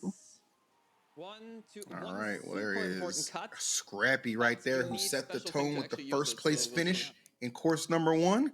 See how the second one does them. So if you're like in 6th place and I get the right thing, I can easily get first. Let's carry on like this. Yeah, and going into this next course here, I love how beautiful this is. Rainbow Garden is just gorgeous. Just the amount of the flora, the water, you can actually see a lot where you're going, so you can make smart decisions, and that's really helpful. Yeah, 100%. Yeah, because we see sometimes like the courses are a little, it seems like obstructed depending on where you are on it, which can make things a little bit difficult. But yeah, when you have a good line of sight, especially for experienced racers like this, yeah, they're already planning like 2 steps ahead. So I can expect to see some great things right now as Repaz. Big chilling right there. Hat der in mich abgefeuert, der Sack. Got the rocket punch, just waiting to let that thing rip. Yeah, I love how the rocket punch works in this game. Because you can aim it and then it locks on once you throw it forward. So you don't necessarily have to have the perfect aim in the world. So you can just take advantage of it. Dodge the ball. Yeah, as you see, Dodge the ball. Dodge the ball. Dodge the ball. I said one rule. Oh, he kind of cruised right into that. I don't know. Ryan saw that. The stage hazard, yes, you have got to be aware of those. Oh, I hit the guy. Definitely, of course, with a couple of them. You don't want to get smushed there. You're leading right now, but I have like no items and I don't have that many coins. You know, Lars loves racing games. I was reading their bio. They thoroughly enjoy racing games and learning the tracks as much as possible. And you can definitely see that they took some time to understand what courses to practice on. So it's been really nice to see them drive off me as well, and the Soul Tails character in this lobby. So they definitely stand out and through all the shadows I see on the mini map. Absolutely. It's a shadow takeover, no doubt about that. Let's see what we're going here. And Mr. Karoro, I know him well from previous Twitch rivals. I've gotten to cast him, taking down a couple too. So we got some Twitch rivals champs in the building for sure. Gonna be a tough out. I am confident on that. And one thing I've noticed, the difference between the cruisers and the racers, is these racers are locked in. Every time we pan to their stream, they are so focused on winning, and just they have that different competitive aura to them. Oof. Are they gonna get the snipe? Oh, they just whipped it. It might hit. Oh, it almost did. It was so close. Yeah, that rocket punch, it'll definitely zing and zap, or zing and bounce right off of the walls for sure. Was still getting, I think, second place. No, they got first. Let's go! Wow. Oh my god! I think they got bumped by Repaz as they were going into that area, because they were surprised too because of the way that Repaz was in front of them at the start line. But sometimes if they bump you forward, the game may in your skin they may be in front of them. In reality, they were just behind you, and that can just happen. Yeah. But wow, they played that well. They were able to make it through. So congrats to them. That's great, man. Nice first place. Yeah, that's a sneaky first right there. Just kind of slipping your way in there, and it's always better when like you're surprised as well too. So yeah, this game does that. And it was what, a 3-point difference, I think, between Owen getting into the qualifier for our cruisers, and there's a 3-point drop from first to second, 15 points versus 12. So that kind of thing can be the difference maker when you get towards the last courses and you qualifying versus not. I love to see it though. I mean, Bear, you were talking about how everyone in the racers category is very locked in on their cams, very consistent with yesterday as well. And I think it really shows in what we are seeing in their actual driving on the track. Yeah, especially if our streamers that have face cam on, they have what I like to call the racer jaw. It's just like it's straight up just mewing the whole way through. They're ready to just keep going because they're just focusing on their breathing and just going and keeping their eyes on the screen, super focused. And anybody's eye tracking for what they're looking at. They're looking at their rings. They're looking ahead of them. Like they understand that they have to look at every single aspect of their screen because every detail will make the difference between first and last. Oh yeah, and at this level too, Bear, that is about as crucial as it gets for sure. So we will carry on to course number 3. We've seen some folks standing out a little bit. I don't know if we've seen oh, okay, I was gonna say, I wasn't sure if I'd seen Sakura yet, but yeah, first time maybe seeing Sakura right here. See what they've got in store as well. Holding on to that iron spike ball and just throws it back. Throws it back there, and then that churn, as we saw earlier, that everybody was hitting the wall on the cruisers, but the racers let go of that gas, and they were able to navigate that pretty cleanly. So hopefully we'll see it again in the final lap as we get into this frenzy mode of the gates in Roulette Road. Plenty of boosts available right here in Frenzy. Take advantage of every single one. Love Frenzy mode, such a fun little mechanic here in CrossWorlds. Honestly, hitting that there is fine. Yeah, I think it's the best. If there's an option for Frenzy mode as you're and you're in first and you're deciding the factor of the lap 2, I'd always pick Frenzy mode. I feel like it helps you so much getting ahead. On. All right, Lars really just rolling with this Tails. Goodness, yeah, this is like something I'm just we're gonna become accustomed to seeing throughout the entirety of these courses. Is just really just tight head-to-head, neck and neck. Repaz, unfortunate victim right there. Gets knocked into double digits. He's at 11th right now. He's just coming up in 4th. That's tough. Mm-hmm. And we have Zakor in first place here for Tornado. I don't know what their pocket item is, but Tornado first item is fantastic. Yes. And they have max rings, and they're just trying to get as much charge jumps as possible in this water area. Let's see how this final stretch goes, because this can be make or break. Let's see, pretty good position. Oh, he used all of his defense? That was fantastic defense. Yeah, get the little boost here. Should be able to finish this up. Anything's gonna put a stop to that one. That's gotta be second, right? Is that second? Super close. You can see his sighs relief. He knew he was worried about how that final stretch going. Still ends up getting first. Nice job. Look at that. Look at the amount of shadows. Shadows everywhere, man. You can't escape it. Yeah. Peter Pan's been looking, can't find him. But I do want to go back to Lars for a second, though, because Bear, you were talking about how Lars loves racing games, has spent a lot of time getting to know the tracks. One of his favorite parts about playing. When it came to Sonic Racing CrossWorlds, what maps do you feel like you needed to spend some extra time on to get to know them? Me personally? Yeah, which courses were you like, whew, I need to take another run? You mentioned earlier there was one where you ended up playing the Grand Prix second time to get to know it. I can't remember which one it was, though. Mystic Jungle. Mystic Jungle was the hardest course for me to get used to, because the contrast that any nighttime courses for me, I'm always feel like I need to pay attention to the road way clearer, because you know how it is. Statistically, more accidents happen nighttime during the day. So statistically speaking, I fall off from the courses when it's nighttime in a video game than during the day. So I think Mystic Jungle is probably one of the hardest courses for me to get used to at first. But we're not going to go to Mystic Jungle yet. We are going to, I believe this is Metal Harbor. All right, that's my guy, Mr. Et par contre, la position sur la grille, elle est définie par l'ordre du. See, I like Scrappy right there. First place. Scrappy's done a good job. Like since winning the first race, has been not outside the top 5 since. It was even like a 3rd place finish on that last one, 3rd or 4th place. So definitely, definitely kind of catching my gaze at the start. I think I will say is so high. Yeah, I mean, and they've been doing a good job of just maintaining that good podium spot. And anybody can really make top 6 at the spot. Even Spamish at the 12th place of 6 points, he can still make it back up. Way too early to call anything. Absolutely agree with you on that. Wingo. See if they can go. Okay, rocket punch. Oh non. One line. Boom, knocking out some rings. Dans la mêlée. Il y avait 100 000 personnes. Higher, they're trying to go. Let's see how many people take cut here. Right now. Yeah. Wow, like all of it. They all wanted that awful line. Skytruck, aucune idée de ce que c'est. Le premier, un aimant. Oh bordel de merde. Je vais prendre un item si j'en ai pas. CFF, on y va. Oh, I love the verbal, like just kind of cues to himself.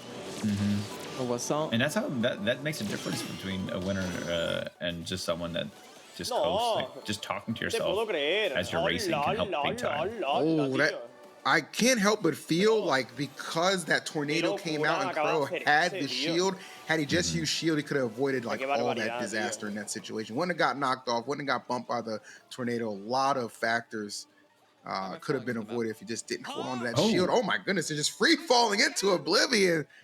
Pi, was I not just complimenting you, my friend? What was that? That was tough. That was very tough. But still got a full lap to make up for it. So let's see how that shapes up.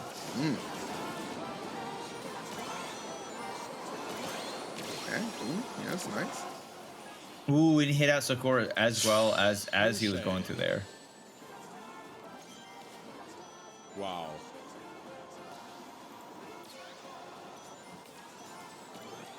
Nein, kein. Ah, doch, Pinnehalter.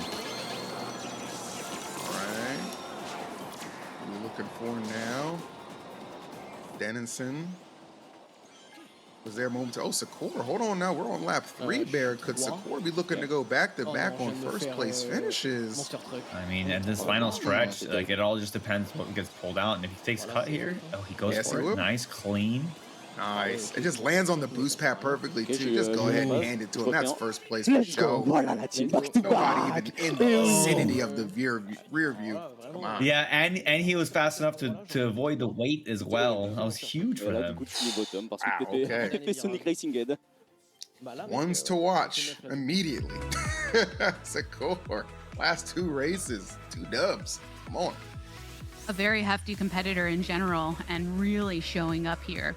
I did want to follow up EE with you though on what you were saying about Wingo, who was self-talking with the callouts. That's a very common strategy, and I feel like a lot of puzzlers do that as well. Is that something you ever turn to? I mean, I've never like done it before, and just unless I'm yelling at myself, like, don't screw this up, Phil. Come on, like, just, you know, finish the drill. You know what I mean? But as far as like kind of like doing it as like a mantra, just like the counting out, just kind of like keeping your mind honed. No, that's something I see like just like at the very high level of like any kind of competitive game, right? And I think that's really cool. So I was glad we were able to get the camera on that for that moment. That was cool. Yeah, Bear, you've been a very elite competitor throughout the years. Have you ever relied on that, or know anyone that you would hear kind of mumbling on the side?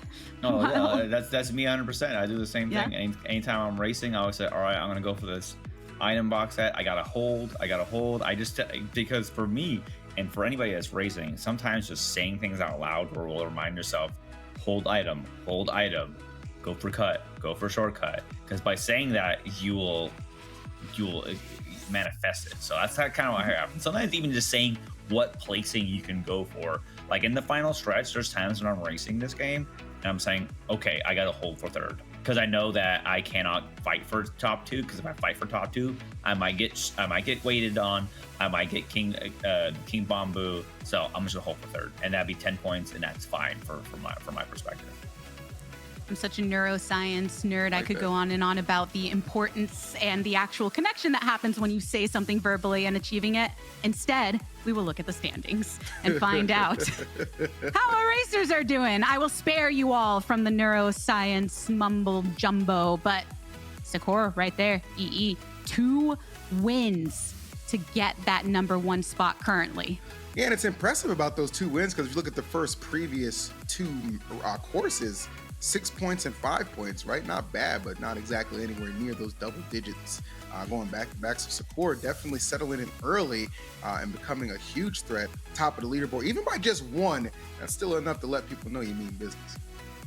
And Scrapey was also one of the other ones to get a course win, and not a surprise, Scrapey was also somebody who was talking through their strategy. At the start of one of them, I remember him saying, oh, if I get a good item in 6th place, then that'll really give me a good chance to get a podium finish. And before even actually moving, already seemed to have a good sense of what needed to happen. So Bear, it feels like there's a lot more thinking holistically from the drivers in what they want to do in that zoomed out position when looking at strategy.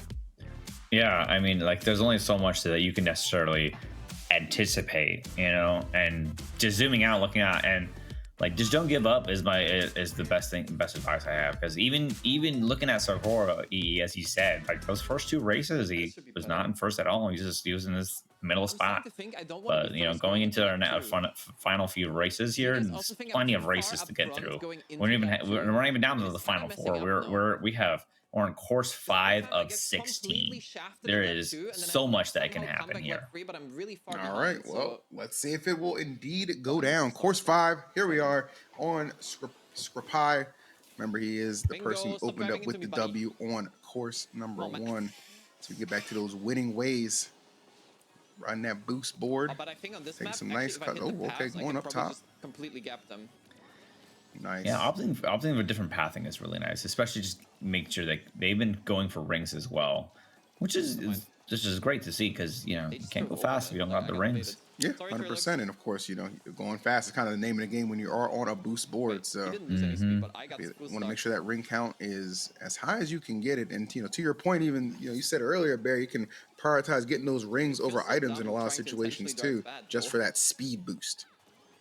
Yeah, and it'll make a difference in lap 2 and 3 if you're able to prioritize rings first. Ooh, and I think he just picked a frenzy one. So perfect, great, nice, love that. And it's frenzy mode, and let's see, it's the gates. For this one, the boost gates are awesome because you're able to navigate in a really tight area, especially with Holoska is what this place is called. And it's just a lot of gates are easier to navigate. All right, good navigation thus far from Denson. Trying to vie for that first place spot. Gonna hit all them big boosties. No items right now though, but 84 rings and counting. Should max it up to 100. Yes, okay. Full ring boost acquired. Still got that frenzy intact. Let's go. Yeah, and then the magnet. That's Kororo in front of them. Yeah, those two are going for first and second right now.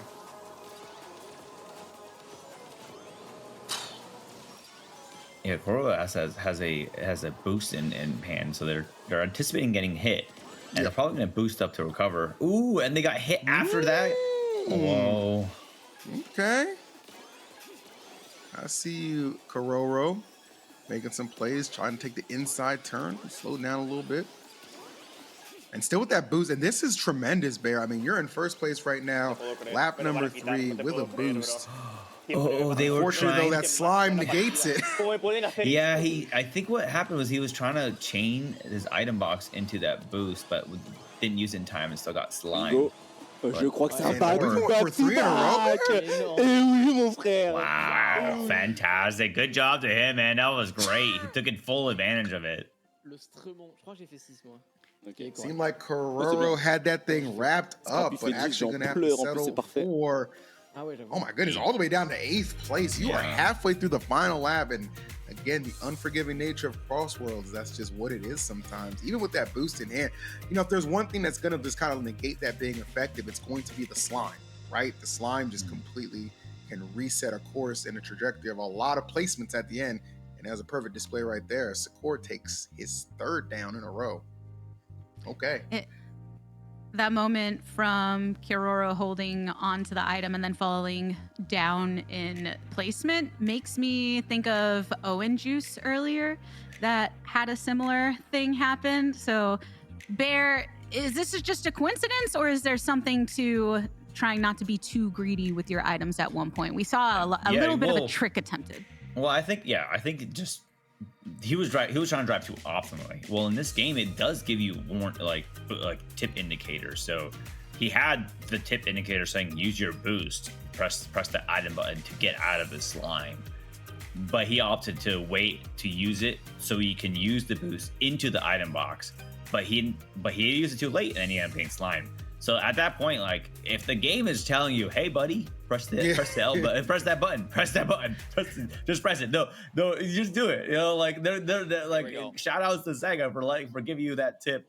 But because I even will forget when I'm playing this game, I'm like, oh yeah, I can use this item to get out of that. So yeah, I mean, it wants you to be successful. It's like a open book test. Like just read and just do it. You're good. Like yeah. No, you're not gonna get docked points. Yeah, if anything, you're gonna succeed, and the game is telling you they want you to succeed. Yeah, it's open book, just like you said. 100%. Definitely, probably would have had a higher place than that 8th, which I'm sure Crow is not happy with. But another opportunity to maybe make up for that. We shall see. Perhaps some of these racers making up kind of like the lower end of the standings will have an opportunity as well to pick up some success right here on the greatest mall on Earth. Yeah, colorful mall truly is full of colors. Huge shortcut there. And a donut at the, a dedicated donut place in a mall. You know it's a good place. Ooh, and we're going to the jungle. This is tough. This is a tough for lap 2 because it's very technical. So let's see how these racers do. And as I say that, he falls. I love. You know what? I love Kuro because he tries to play as optimally as possible, even to his own demise. Like, you know. And one thing about him, he's gonna keep trying it, bro. He's gonna keep trying. He's like, this is the optimal strategy. I just have to have my timing on point. I'll make it work. But Denson, somebody I'm accustomed to saying their name, always find themselves in the upper echelon. From what I can tell, as we're heading to lap 3, got the iron spike ball right there, holding on to it. Orion, gets the boosty here. Let's see how long we're gonna hold this. I'm not even hungry for it. You're hungry for it? I mean, they're playing very, very safe, and they're just holding on to that boost because they know there's a big cut at the end that they can navigate through. So let's see if they can take full advantage of it. Yeah, just having knowledge of these courses and knowing like where those cuts are, those little shortcuts, anything that can just give you a little bit of an edge. Because we've seen many times a lot of these races have come down to it's not by miles, it's by inches. Who's going to get that first place? So that's a big 15 points on the board, and just going to let that rip through. Feel bad for that janitor, but there's the slime as well. Just everything coming to the end. The boost, though, trying to clean it up. But I think third place going to have to settle right there as Lars takes number 1. Yeah, the King Bamboo, and then the weights are after, and the slime, and then into the weight combo is so tough. But Lars ended up getting first. Jeez, that was stressful, man. And I feel like this isn't a coincidence, though. We're talking about how Lars loves to familiarize with the actual courses, whereas Orion, who we were watching and then ended up getting pushed back a bit, even in race number 2, was struggling with some of the hazards. So we are seeing the impact of course familiarity among our competitors. Oh, 100%. Like, that's just going to be something that you just kind of expect right now at this level, because you get put into this category to go Sonic Speed for a reason. You've been just playing and playing. You know, some of these guys, I'm like, yeah, I look at them, I'm like, yeah, they've been playing since like the demo came out a couple weeks ago. And a lot of them, I'm like, well, some of these guys look like they were on the dev team. You know what I mean? Like, how did you do that? How did you know that? Like, it's crazy what we're seeing already from a lot of these competitors. So it's good stuff off the rip. Yeah, Bear, definitely feels like there's a heavy impact of time served on the courses, not just because of the courses themselves, but when coming into a new game like Sonic Racing CrossWorlds, the more you play, the more comfortable you're gonna get, and maybe a little less nervous, Bear. Yeah, and in general, like when it comes down to these courses, there's a lot of times where like you're trying to go for optimal lines with the half-pipe tricks, but if you don't get used to where your character's going to land after a trick and how they're going to land, you'll just fall off like we noticed in the other jungle area. All right, let us go. Yeah, and speaking of which, we're actually going to play the jungle. I got the bomb. So, it's kind of useless. Before, those players didn't have any taste of it, and when they got transferred in map 2, now they at least kind of get a feel of it, so they can experience this course twice in this race. Right, 100%. Okay. I have the thing that hits like the person in front of me. The homing attack right there. That's I think the homing punch. I'm surprised I didn't hear anything from the other room. Wait, why did I get hit with a magnet there? I just hit one myself.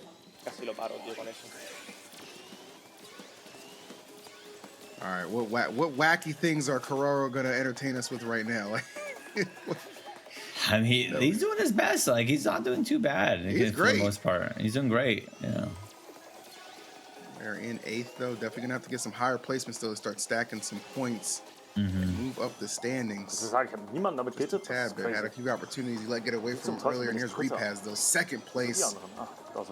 You know, one thing I love about this game, if you notice between the people that use the boost hoverboards and then the traditional like handling vehicle, is that the boost you really only can get one item or a ring set when we're coming up to the item area. Whereas we saw Repaz, he was able to get the rings and the item because of how wide his body was, which is just yeah, for sure. I mean, use the frame of the machine, to help you out.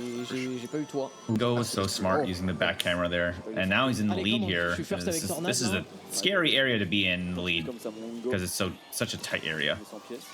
Yeah, and it kind of depends on how you want to take a lot of these turns, right? Too. Do you want to try and do some skips right there, like you see in that situation, or do you want to just kind of play it straight edge, but no, very confident in this. Avoids the snake that just decides to pop up on the course. This lap 3 looking very good for Wingo. Yeah, in the final stretch here. Items. You just fire him back just in case. Yeah, why not? Yeah, he hit Denson, which Denson needs good placings because they're in 5th now, 45 points. So hopefully I didn't knock him back too much. Ok, c'est bien, Hugo, c'est pas grave, c'est bien. Top 1, c'est bien, c'est ce que je veux voir. Ça me permet de rééquilibrer le tout, c'est parfait. Ça fait combien? Oh, le 11. Got him back to 6. Yeah, 6. Okay, it took it right there, middle of the pack right there. So that's tough. Yeah, I mean, you're kind of just firing those back there, maybe indiscriminately, but at the same time, like if they hit the wrong person, it's definitely going to do some damage to them. So, you know, those standings are very fickle, so you got to be careful. Wingo, though, getting the win means feeling pretty good about that. EE really aggressive there in the end, just extending the lead. Didn't get too punished by anyone in that final maybe quarter of that last lap. Yeah, I mean, Bear brought it up, like sometimes, like, you know, depending on like where you're starting out, like you'll get a little bit more experience on said course. But if you're already just comfortable there, when you get to that last lap, you're going to be able to take those little cuts, those little jumps, and just like kind of extend that lead. And he did that perfectly. You know what I'm saying? Again, 2 offensive items that he had at the disposal, but just looks back, chucks them back, just make sure nobody's kind of coming up on him, and just cruises on that straightaway to first. Perfect. Felt like Axial Matt was doing that a lot yesterday too. Once he got very comfortable and was consistently getting first places, then made those opportunities and kept that consistency in gaining the points. So, hey, if it works, it works. And we're almost at the halfway point for this group. That was race number 7. We have one more. I did hear Lars say at one point, I'm surprised I didn't hear anything from the other room. I wonder if he's roommates with one of the other competitors. I heard that too, and that was my initial thought, like, oh, he must like have a homie, like he's just like he's chilling with playing the tournament at too. I was like, okay. I think that's awesome. I've gotten a chance to, my roommate is Void, and I've gotten a chance to play Twitch Rivals events with him too, and like I often hear him like stomping on the ground, like if he's doing super well, or if he's just crashing out. It just depends on the game. Speaking of crashing out, Apato's here. This is the this course. We've seen a lot of people in both the NA qualifier and the EU so far having some moments of some pain. So let's just see how this shakes up here for the flap 1 and final lap in this course. All right. Well, I do see Crow has dragged himself from 8th to 5th, so love seeing that. A little bit of a pickup right there. All right. This gets bumped a little bit at the start of things. No big deal. This is still lap number 1. Right, let's see where we are going to be. Yeah, Mr. Guerrero has to really lock in here and just get better placings because they're in 5th place right now with 52 points, and it's still on the bubble. So you got there's no comfiness. And even 1st place, like the racers gap is so small in comparison from the cruisers we had, because 1st place was Repaz and he has 61 points. So the fact that the differences between 1st and 6th place is pretty much less than 10. Yeah, that's a lot. That is that's a 1 race differential. Much agreed to you on that. Scripai doing his thing right now again. Been a little still in 3rd overall, but I feel like it's been a little quiet since that first victory in course number 1. Ooh, he's very focused right though. Yeah. Very focused. The King Bamboo is out. Oh my god. The King Bamboo after you get changed to the lap is so difficult because your field of vision is just gone. Yeah, it's like you're just coming into the danger zone, but you're not exactly sure where the danger zone is. Yeah, that's very frustrating. All right. Clean pools right now. Iron Spike Ball behind. Spam. No, I missed. Definitely one of those racers who's going to need some points. Yeah. 11. And Chrism had a monster truck going through that area, so they're able to take out a lot of people as they get down to this final stretch here in this final lap. Will they hit out Repause right at his uncut? Oh, that's end for his area. Might be. Here we go. Oh my goodness, what a race right here. Wow. I'm not sure who got it, but what a race to get in there. Yeah, I think they were able to get top 3 finish there. Yeah, they got 3rd, which is actually huge for them. And Repaz, when he sniped him out and got 6 from that, and Wingo got 1st. So congrats to them. Wingo was really solid racing from Wingo overall. They've been using their back camera a lot when I see them when we pan onto their POV, because they understand who to punish behind them. And they're also anticipating anything that's going to come up to force them. Back camera usage has definitely been more favorable over here on the EU side than what we saw yesterday in NA for sure. I got to give him some credit on that.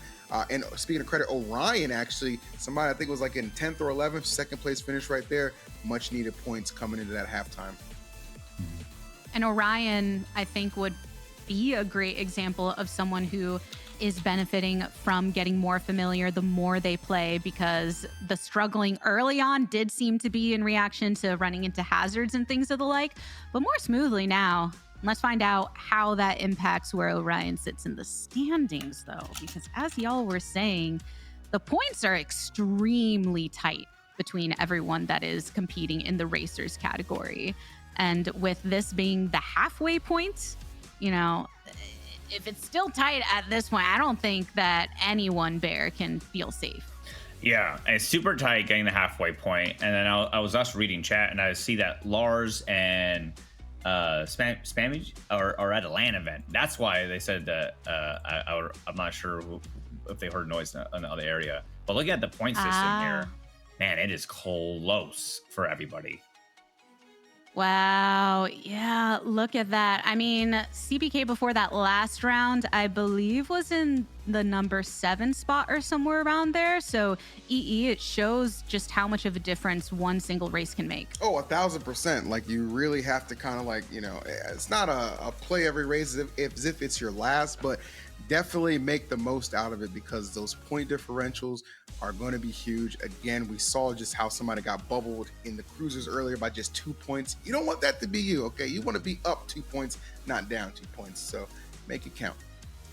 Yeah, 3-way tie right now, Bear 5th, 6th, and 7th. That is terrifying. 3-way tie, but it's not even that much difference. It's 57 points, and they're all in the first top 3 has like 60-ish. Like, that is so close. It really, even 12th place can make it back in, and it's anybody's game to make top 6 at this moment, and that's what we'd love to see from really good racers in Sonic Racing CrossWorlds. Who are our European qualifiers going to be? The answer is still up in the air with that one. We have 8 more races to go, and we will hop right back to it on the other side of this break.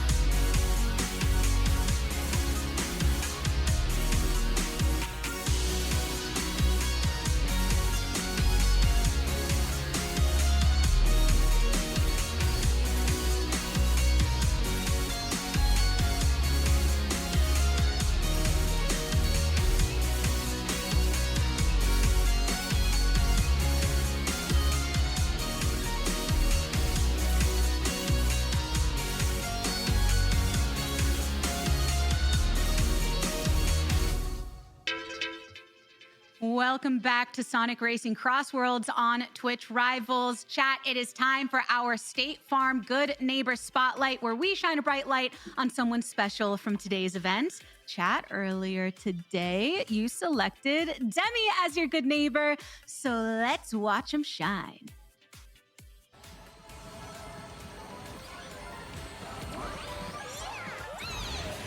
Oh, this is great. This is the monster truck finish. I love this.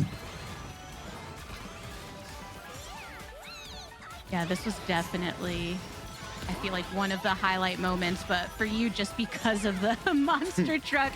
But I think the navigation, she's really handling it well in the water too. Yeah. There. No, just being able to not run into that wall is critical. I think Demi just in general, just one of the clutchest players that we just happen to see, like, period. Like, look at this finish right here just demonstrates absolute poise under pressure for the big dub. Come on, how can you not love that? Yeah. It's like, look how many monster trucks they get. This is truly a pro. You know what? Okay. Doesn't even matter. Rewind. We're back. Yeah, next race, Sarah. Yeah.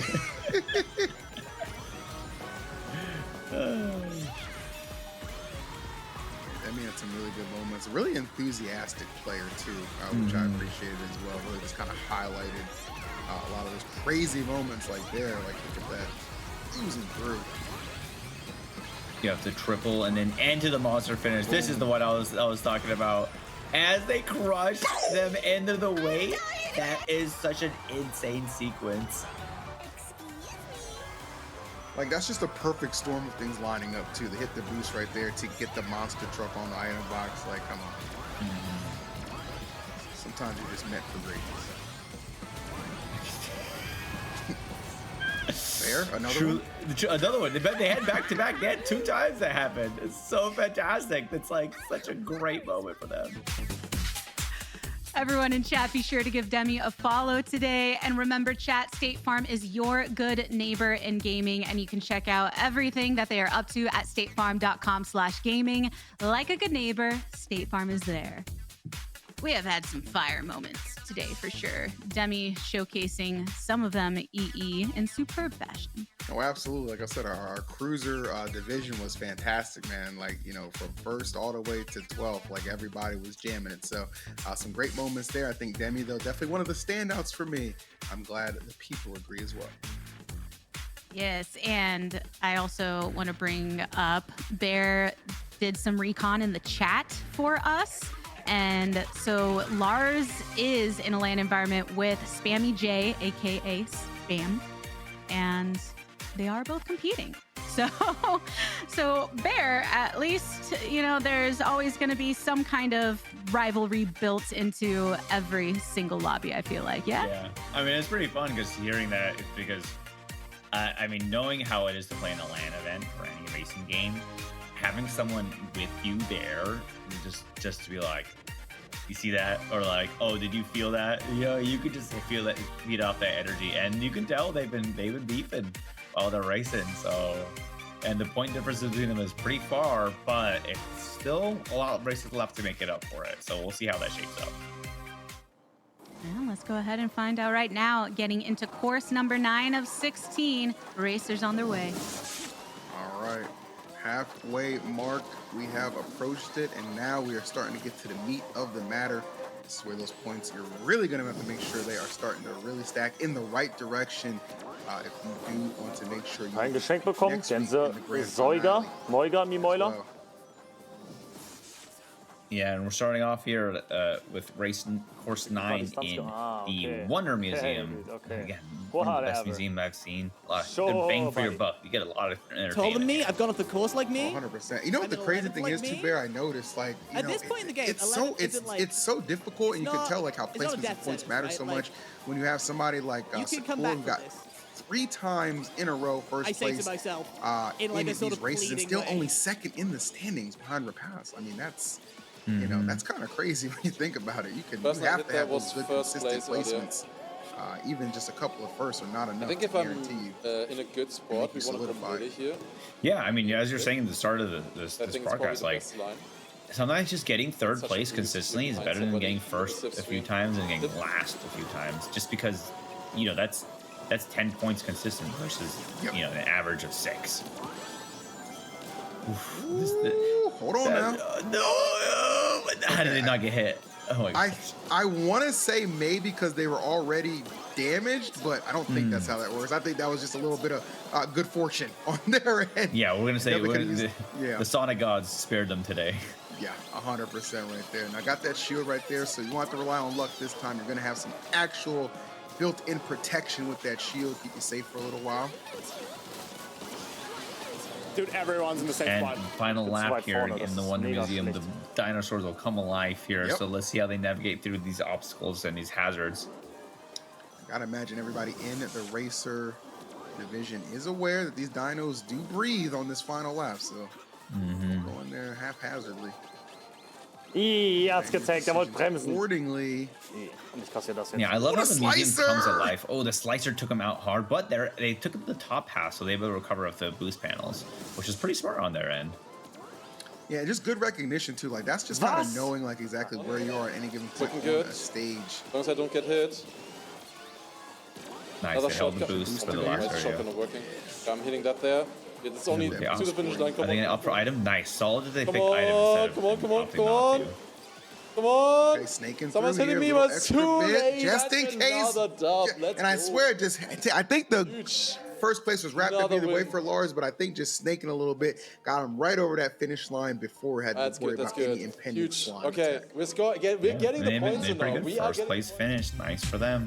I mean, that's solid. That's 15 points. They need that to solidify their area because the point standings is so close. It's way too close for comfort. It really will come down to the last 2 races. Even the final race might determine a good chunk of our top 6. There you go.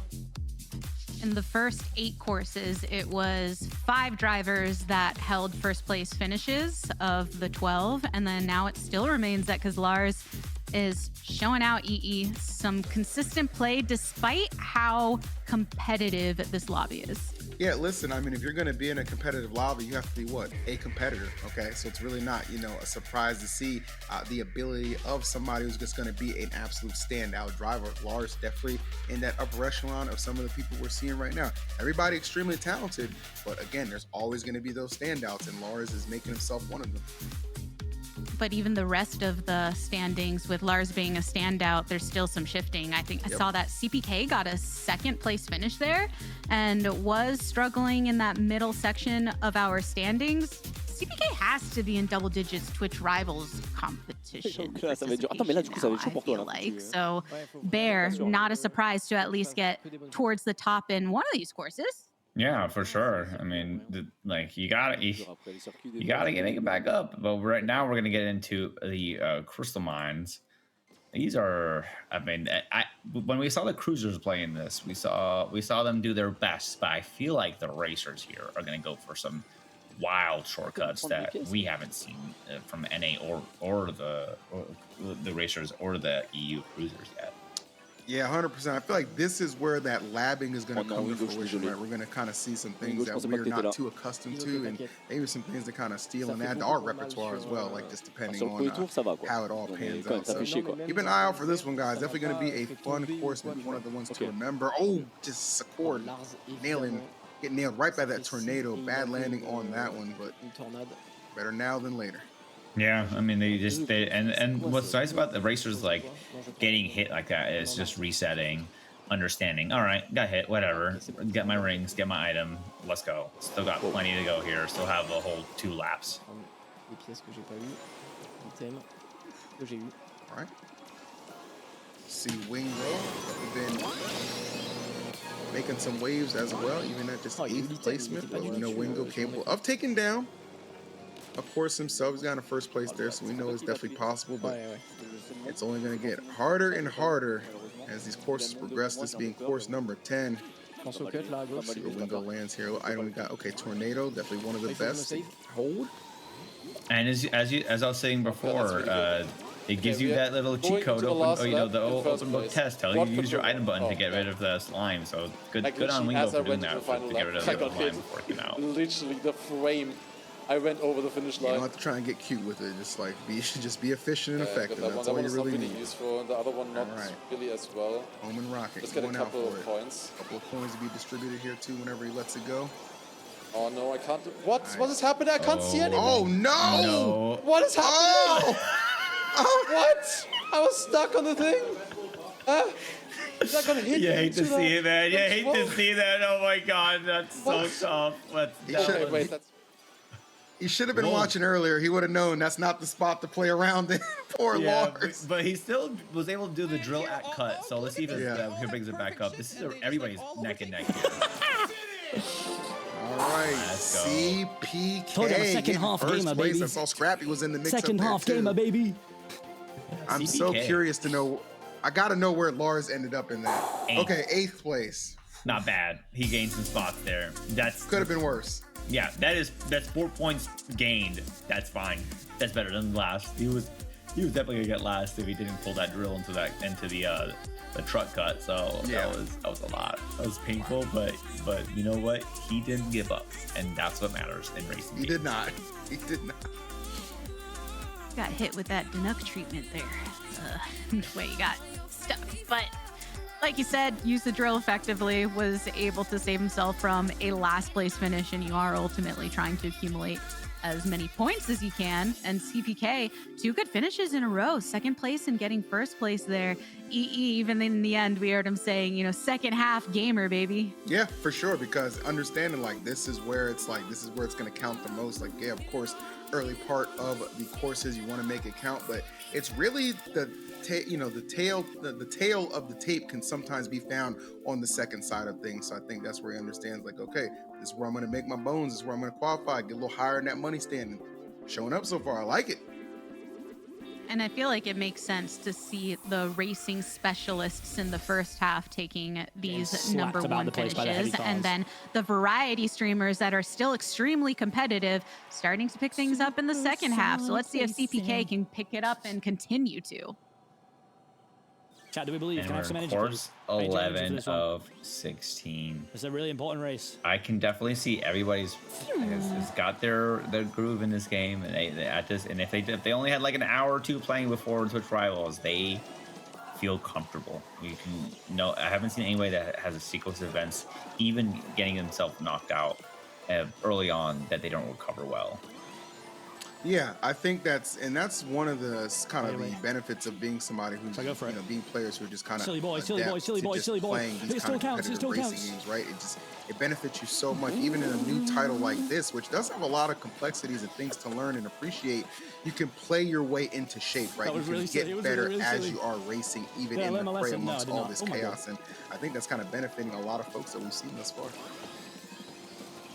Yeah, and CBK just really good item management, using their boost to get through the grass area, and just understanding what to hold and then just to execute when necessary. The thing is, you've never seen a racer like me before. All right, first place with the slicer and the tornado, though. Okay, wait, just toss that one back. Oh, okay, tried to use the tornado to mitigate King Bomb Boom, but it was not meant to be. I know the tornado does, it negates a lot of the items. I don't know how the interaction is exactly with the King there. Yeah, I think he was trying to go for the boost panel as well, which is nice recovery. But either way, like you do what you can. You want to hit people out in case they try to think they can hit you as well. Ooh, Scrappy's doing a great job of just getting as many coins as possible and just maintaining their lines. Oh, okay, was flirting with that disaster right there. Saw that rocket punch just spinning, but able to avoid that. Okay, Scrappy, let's see what we got. Sport in the open. Reapa's really surprising a lot of people here, just maintaining their composure, making themselves into the top finalists in this final stretch of these final laps. Like, he's doing a great job. Yeah. I'm really impressed with his safe driving. Same. You know who else did that really well in our cruiser division was Chloe, right? Chloe was always like kind of quietly always there at the front of the pack, and like ended up, I think, in second or third when it was all done in the standings. So the Paz kind of gives me those vibes as well. Wow, and he hit out Lars there. Just doing enough, you know? Oof. That was a great hit on Lars, and what a boost to save, but the weight gonna weigh you down. However, the boost panels save you. Oh my god, okay, I thought that Iron Spike Ball was gonna, it was right there, Bear, you saw it. Oh my god, I literally, I saw that, like, as using his back camera, I was so lucky. I don't know how they didn't take him out. The fact that he panned to the back camera with the spike ball right there and he didn't get hit, just all praise, okay? Because you were blessed in that instance, my boy. What, again, just the ending sequences of CrossWorlds is insane.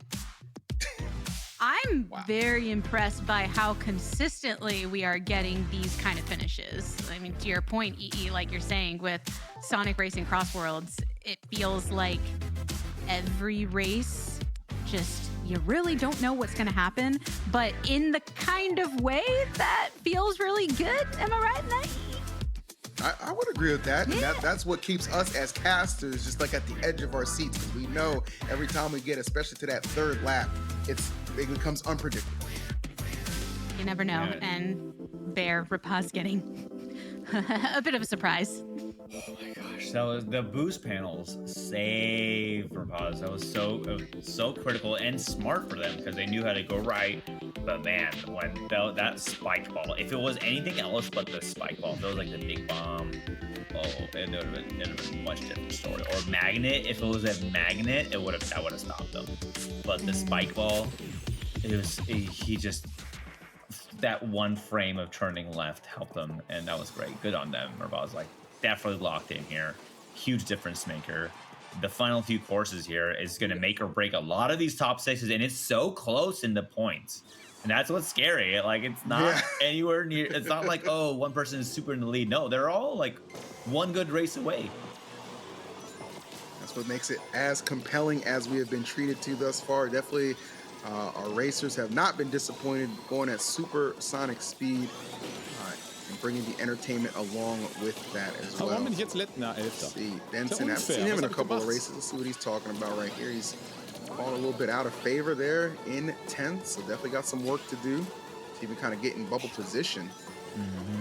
But a lot of his chat's been super positive for him, though. This chat has been telling him you can do it and you got this, and we love to see that because that will help a big time as someone that's competed before in racing games. And your mentals is 80% of your gameplay, because the 20%, it's relying on your skill. But if your mental's off, then you might be just making way more mistakes than usual. So it's good to see that from the competitors' chat. I agree with that 100%. Like, just getting that chat that's going to support you right here. You're going to need all the luck, and no better luck for a place for luck to find you than Roulette Road right now, where we're heading off to as Rapaz. First place. Bomb in hand. Oh, and Scrappy. Some work to do. Yeah, Rapaz really has been impressing so far. I was not expecting Rapaz to do extremely well. I wasn't familiar with them as a streamer, but they have learned very, very well to maintain their positioning and then also just take advantage of certain moments. And maintaining this massive lead is going to help them big time as they get through this area. But Scrappy crushed like 5 different people. It felt like the whole lobby just suffered their monster truck. Yeah, closing a whole entire highway yourself. Yeah, leave it to Scrappy, all right? Because definitely was hitting every car on the way en route to taking over first place. What a time to do that in third right now. So it's going to have to hope that you don't have to worry about King, Boom, or maybe any weights as well. But you do have the Tornado here. Definitely that and the Shield, I feel like the best items in first place, Bear, to kind of help protect that lead. And in our final stretch here, things are targeting him. He's trying to go for the boost panels. He tornadoed out Spammy and hit Chrism on the way in for that first place finish. That was huge for him, but Spam and Chrism, they got wrecked there, but they still get 2 and 3 respectively. Wow. Yeah, and Lars with an uncharacteristically low place in there. I think Lars was down there like 7th or 8th, so definitely something to keep an eye on too. But Scrappy getting the first W since we saw him in the opening course. 11 courses later, back in the winner's circle. Yeah, showing us what he's got and showing out for sure. Rapaz also really starting to make a splash here. And yeah, I mean, Bear, I feel like that was really clean play there from Scrappy to finish in the end. And as EE had mentioned, what a great item to have as well as you're trying to make that safe finish. Yeah, I mean, like, safe finishes is great. The courses are so beautiful in this game. Everything is super dynamic. And just a lot of these streamers are just learning on the fly. You can just tell they're like, okay, the lap 1, I did this wrong. So the final lap, I am not going to do that. So they're able to really just take advantage of it. I think that's great. And you have that breather in between where you can kind of go through that lap 2 CrossWorlds, so you can at least anticipate how the final lap is going to be. And these racers have been doing a great job with it. You know, kudos to you for adapting, especially in a high-paced game like this. Yeah, this is a try-hard lobby, and I swear, all right, course number 13. We are slamming through these courses, man. It's almost a shame. I'm like, you know what? Next time, make it 24 courses. I'm just having a good time watching this level of play for sure and appreciating it. But here we go.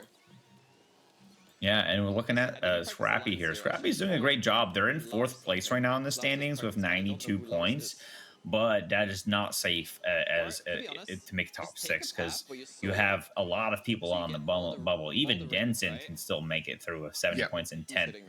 Just because of the way things are, it really just only takes 2 good races in a podium finish. Yeah, and you know, even with Sakor, man, you know, we were talking about him big time earlier. You know, 2 slow races and rallies off 3 wins in a row. But since then, it's been a little quiet, and that actually has them on the bubble 7th place. It would be quite telling the level of competition if you're winning like 3 races out of the 16 and you're still not getting in that top 6. That is a tough out, but still plenty of more to figure it out. Scrappy though has definitely come back to life. It's early still here on our course, but he is looking fantastic after that win that we just saw him get in course number 12. And we're going to the Halloween course for this lap 2. The pumpkin disappearing and reappearing area definitely can throw people off. So I'm hoping people will get used to this. Oh, he didn't use the item in time to get rid of the ring, but then he got weighted anyways. Ooh, and then slime on top of that. Yeah, there's a lot going on right here on top of these the deception of the pumpkins on this particular course. I get a protection. Oof. Okay, spam. Making some plays right there. Ooh, sneaking in the first, battling it out. I'm not sure who's to the right of them, but who is that? Oh, Sakor. Okay, Sakor back in the mix. There we go. Yeah, and we really want to see if Sakor makes this final lap worth it as they get through this area. Ooh, and they dodged whatever was going to come out of that hazard ring, and then were able to boost into that shortcut. In the final little stretch area, this is tough. This spot here, just because there hasn't been anything super powerful pop yet. Yeah. Non, j'ai pris une bleue. J'ai pris la bleue à la fin. There he is, the king. You know he had to make his presence felt. First, woo! Okay, Scrappy. Okay. He is back. He said, "Hold on, now I might have forgot about me since race number 1." Oh my god. But I got a little bit on. I got 1 more in me. I guess 2 more because he just went 2 for 2 on that one. My goodness. Good enough. I was 4th before this round. Man, Scrappy. Insane, Bear. It's tough. I spoke that King Bamboo into existence. I knew it was gonna happen. I was like, oh, you gotta be careful. Big items, bam. He out of nowhere, boom. But he still got 4th. So going from 1st to 4th, that is a loss of 6 points. Not massive, but at least he was in the 4th area and not like, bottom 4. So at least that's some points. So 9 points is better than 1 in last. With Sakor, how we saw a lot of him early on, then a bit quiet, and then we were just watching him this last time around. Sakor believes that style is greater than results, and if he has a chance to do something stylish, he'll do it. Do you think maybe he got caught up in the style for a bit, and that's why we didn't see him on a podium? Yeah, maybe, but I mean, if I had to guess, I would say, okay, if I know that I'm going for all these stylistic things, and I could just stop doing that and just immediately kind of get back into those top placings that I'm looking for, then yeah, I'm going to make sure I absolutely have the opportunity. And it's actually kind of smart too, because it's just like, maybe nobody's like kind of thinking like at any given moment he can strike as hard as he can. Well, this guy is a problem, okay? Like, you don't just win 3 in a row early and just get taken off the radar. Nah, I'm always keeping an eye on this fella. Ramp, of course, 14 underway. 3 left, Bear, and we're starting off watching Lars. Oh my God, Lars is in 5th place with 91 points. Yeah, that is insane that he's in 5th place with 91 because first is Repound and he has 97 points. Okay. This is so tight. Even Chrism in 9th place Yeah, I with think 78 that's and fine. Benson That's could even amazing. make it with like Close it out. these a few main courses here, 3 more. If Benson makes podiums in all 3 of those, he can actually qualify into the top 6. Even be first place. Yeah, everybody's still very much so in this. Even Mr. Kororo, who had like a little bit of a rocky start. We saw some unfortunate flubs on his end throughout those first like 4 or 5 races. He is definitely got it together in 3rd right there. So, but again, you know, to your point, Bear, these placings are not locked in by any means. Anything can still happen with 3 courses to go. So if you are right there kind of hovering on that bubble or even a couple places outside of it, keep on fighting because you don't know what could happen at that top prop. You just got to control your own destiny. Yeah, and speaking of Destiny, Blizzard Valley, this is just, it's the toughest experience going through that snow. That lap 3 in Blizzard Valley is going to be tough, and he just, Wingo just ran right into a big giant bomb, but then hitting the magnet on the person behind him. All right, we love this aesthetic change right here. Yeah, Chow Park. This is difficult this is probably one of the more technical courses that I've seen in this game. So we'll see how they navigate through the turn here. Ooh, I just saw 4 people fall off. And this. Okay,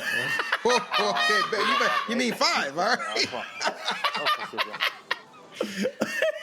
Dude, it gets everybody every time. It's like it's just guaranteed. Oh God, I'm sorry. Excuse me on my laugh at their misery, but it was quite great. All we can do is observe. Okay, it is what it is. You know, we get a laugh out of it, so be it. All right. Rapaz, though, continuing to be a force in this. Wow, what a boost right there. And look at that, just making sure he prioritizes. Gets knocked out a little bit, but his positioning is going to draw the attention of King Boom Boo there and set him back to 8th place. So we got some new top leaders right there. Dennison being one of them, Bear, who you said still definitely has an opportunity to crawl up. Yeah, absolutely. You just need to get a good item pull set, purple up the rings, and then this last stretch here, there's still plenty of time to make your way back up as we see Mr. Carrero in 1st place here. Really clean lines, thousands of meters left down to the final stretch. Oh, this is going to be tough. And they're holding their boost into there, and they have a tornado to protect themselves as well. I think they're pretty solid here. It'd be very you'll surprising. recall the last time we saw Carrero actually in that situation, what happened? Did not seal the deal with the boost. That time, though, uses the boost on a cut opportunity, has a tornado out to mitigate any kind of threats, and just secures that 1st place.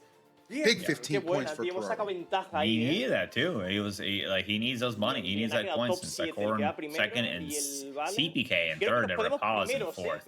And Spam. Oh, the guy, he got I think 4th place as well. So this is really makes things really tight for the last 2 races here. Oh gosh, it's nerve-wracking. I'm not even playing in this, but I feel like I'm playing in it. Right? Yeah. I feel you. Every time I feel like we get some kind of grasp of who is likely to qualify, then everyone just says, no, never mind. We're still going to keep you on the edge of your seat until the end of race 16. I do want to give a shout out to Masakari, who with our Honda charged up chat said the levels are looking insanely cool, which 100% agree. Bear, how happy are you with how much time we have been spending on Roulette Road? Oh, this dream come true. It's like home, you know? Like all I gotta do is add in like, you know, a couple cacti and I feel like I'm really at home. But I love Roulette Road. It's pretty. Like I think just that aesthetic is just really nice to see. Yeah, but Chow Park, I feel like EE is not up to safety regulations for an amusement park. Everyone kept falling off of the track for some reason. I don't know. Listen, the only thing we got to worry about when it comes to Chow Park is like, are we tall enough to ride the rides? Okay, safety, that's secondary. Okay, just get me on the rides. Okay, the way these guys have been riding that course has been incredible. So I think we all qualify thus far. We're doing good, boys. We're doing good. Look, Chow Park is our last course, so it's going to make or break a lot of these racers. I'm kind of worried for them, but they got to be safe. That's what it is. It's just also the perfect course, in the context of the Sonic universe for stuff like that to happen. So looking for that to close things out. But right now, we're not done just yet. Course 15 is getting started. Yes, and look at those standings, EE. Ninth place has 92 points. That is... Like, how? You know what I mean? It's just like, how, bro? That is just so crazy to me. And you know, we've kind of complimented how well Lars has been doing too. And Lars is on the bubble right now. Like, these next two races are imperative for Lars, because like a 10-point lead over 7th place is nice, Orion, but we've seen Orion have some pretty good peaks with some top 3 finishes a few times. So they can get those points by accident. Yeah, and right now, mathematically, we were just on Denson, but Denson has to get first place twice, so you have to be in contention for the for 6th place. But as of right now, it is anybody between Scrappy and all the way to Chrism for the remaining top 6. As we're watching Scrappy here, Scrappy really needs to maintain this lead and ensure that there's a bigger gap. Yeah, we've seen Scrappy with some just some phenomenal start, then kind of muddling a little bit, and then got back to again those winning ways. So and that bomb is getting bigger and bigger as it rolls. So I don't want to be on the wrong side of that. Ooh, and we're going to frenzy mode for lap 2. Let's see which frenzy was going to pop up. I think it's the it's the gates. Nice. Love the gates. Just fast. We're already in Sonic speed. It just kind of like complements it even further. Oh no! Too fast. Is that those style points he was trying to do? Is that what that was? Oh no! Oh wow! He bumped him off. The other person deliberately bumped him off. That's it hurts, but it's lap 2. Still make it. That felt like some targeting, to be honest with you, but hey, that's just the name of the game. Come on. No, I would do that too. If I was on the 100%. Frame 1. Find that person that's close to me. Oh, and then knock him off. Yeah, I'm giving everybody items or something. Item getting replaced right here. Oh, Chow. Nice. Combination of the boost pads and the gates really helping CPK out. Oh, here's the King Bamboo. Can't stop that one. As it takes them out, they have nothing to really recover by, but they're able to back their spike and get in the collector rings and make it back here. They're still in 4th, which is really not that bad, all things considered. Yeah, getting hit by the King right there and still being 4th, absolutely would agree with you on there. Oh, however, getting waited on, never what you want to see, especially when you're in the 3rd lap. So let us see. They can see some recovery from deep right now. Spam battling it out. Top 4 all clustered up right now. Send back to 5th. We do have the Slicer. Tornado, though. I'm holding my breath through this. Two tornadoes, actually. This highway of doom. On the other side, yeah. Come on. All right, they split court. They split pass right now. Both of them with tornado in hand. Who is going to pull theirs first? Right there, yep. Why not? You're on that boost pad. Oh, did you get him? Oh my! That is as close of a finish, Bear, as we might have seen all day. I was holding my breath. They may have won. I don't know. It was very close. I don't know. Oh my gosh! Spam! They needed that. Wow! Wow! There we go. Spam. Yeah, go for it, EE. No, I was gonna say. I mean, you're talking about the math. Needed. Like somebody in those lower positions is gonna need 2 first places in a row. Spam got his first one. Yeah. I was building a theory that Spam and Lars cannot be in the top half in a race together because it felt like every time Spam was doing well was when Lars was in the bottom half. But hey, Lars still did get 3rd, Bear. So it seems that everyone under that rooftop had a good time on that course. You know what? I'm glad I did. That is a commute I do not want to go to. It looked so scary. The highway was just like so fast. So many things you gotta prepare for. And just one wait just took a lot of people down. But you know what?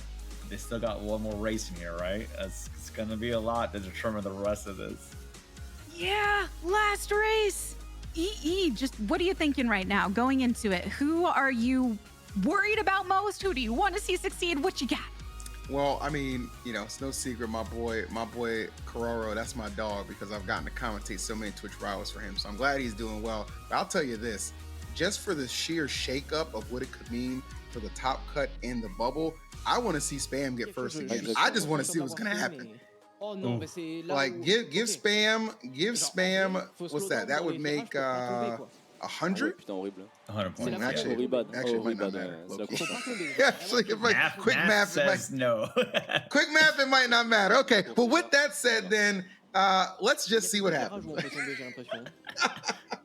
Looking at the map, looking at an actual map, like repas between repas and even Charism, like this top 6 is not solid. But we're in Chow Park, so I'm hoping with their experience, no one falls off at that turn. Let's see. I hope not.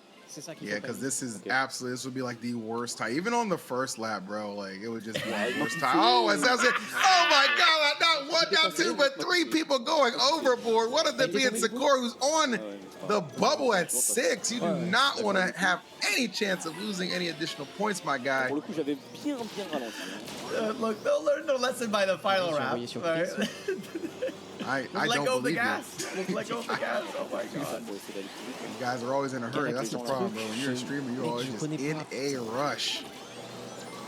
Maybe to their own detriment, but let us find out. That's lap 2 right C'est le here. truc où t'es tombé tout à l'heure, je crois. Wingo, 7th place. What would it mean for him to get one of those top 3 spots, right? Oh, they need a monster truck from Sakura. Sakura really needs to work up here. They need to collect his. They're in 88 rings, but they just need to not fall off for that final lap. And that's all that matters. That really sets you back big time. They got double monster truck, which is insane. Okay, Eggman out in 3rd. Yeah, be careful. Oh no, that bear! What did you say? Don't fall off! They keep falling off, man. It's just scary. This feels like a punishment for the final, like the final course. Like this feels like if this was the a 3 best course final ago, course. it's not so bad. Okay, here we go. Final lap. This is going to determine the top 6 for the EU qualifier. Let's see how this goes here. This is it right now. Trilux est first. Moi, ça me va très bien que Trilux soit Desperate first. need of good placing for Wingo. Orion definitely could change the tide. In first place, it is Wingo. In 7th, and I'll tell you what, Wingo, you get a first place here, you can book yourself a trip to that top 6. Oh non. Quand même tombé 2 fois dessus. Ah, je suis tombé de fou, frère. Tornado as well. This is the C'est fin d'event. Non, non, non, item c'est right encore. there. Let's it rip a little bit early to get the Je vais double. encore remonter. All right, looking for a tornado or C'est shield. tellement cher là. Sur la fin, c'est n'importe quoi. The greatest item pool right there. Iron Ok, Spike. ça peut le Oh faire my encore. God, Sakura. Drill. Even with that drill bear, I think that might be coming in too little too late. What do you think? I don't know. That's tough. rough. This is tough. This Ben là, last oui, wreck. c'est- This is going to make or break anybody's d'item, dream. Someone just got smushed. pas d'item. Oh, gosh. Yes! Someone got hit by a back item. That's strong, I guess. Oh my God. Okay, well that Why I didn't think play like this at Spam start? Why didn't I actually first? did get first again. So Spam gets first place back to back, and I don't even think it's gonna matter, which is so unfortunate. And if you were listening, you heard him say, "Why couldn't I play like this from the start?" So, Spam, I'm sorry. Oh, no. You know what? He didn't give up. And I commend him, all right? He really wanted his first places. Oh, that was so heart-wrenching there, that final course. That's Yeah. tough, man. He can't qualify anymore based on points, but he can take away, those 15 points from someone else. And that's exactly what he did. We're going to find out who did qualify for our European qualifier after the break. To find your way, sometimes you have to pave it yourself. That's why the CRV Trail Sport Hybrid has features like all-terrain tires and available enhanced traction control.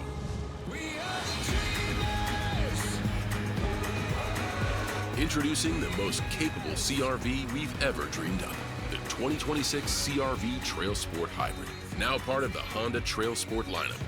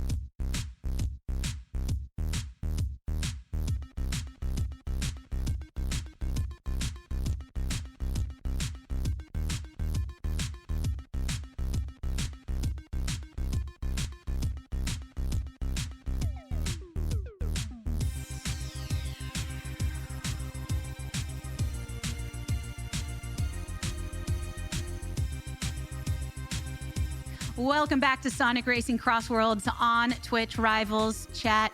Every year, we make tons of memories on Twitch Rivals, from our streamers to our gameplay, even sometimes us as talent. Now, with the help of Intel, we are celebrating the best ones with Intel's Core Memories. Every show will select the defining moment of the day to be forever immortalized in our Core Memories yearbook.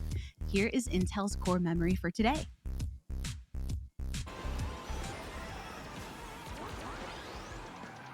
Oh, that item mastery pays off for CPK for the big comeback. I am excited to see this. Yeah, CPK definitely had some really impressive showings and some like good spurts for sure. So this could actually be the one where it ends up getting first place. Let's take a look. Oh my god! Ooh, he almost fell off there. Into the monster truck. You'll love to see it. Bear, these are all tailor-made for you, I swear. Oh, they said, so good. Bring in that monster truck. We want to see that for those core memories. This is your Intel Core Memory for Sonic Racing CrossWorlds EU Qualifier on Twitch Rivals. Remember, we are going to reveal the entire Core Memory yearbook later this year, including a bracket-style contest for Intel Core Memory of 2025. Intel's Core Ultra processors allow gamers to stream, create, and compete at the highest levels. Gaming happens with Intel. Oh, if you have been with us for the entirety of the day, you know how crazy that was to see CPK do what he did in the second half. And I'm still not entirely sure of who all our qualifiers are going to be, but let's find out who the champion is. The champion of our EU qualifier. Oh, you must be so happy, Mr. Kororo 10 with the #1 spot.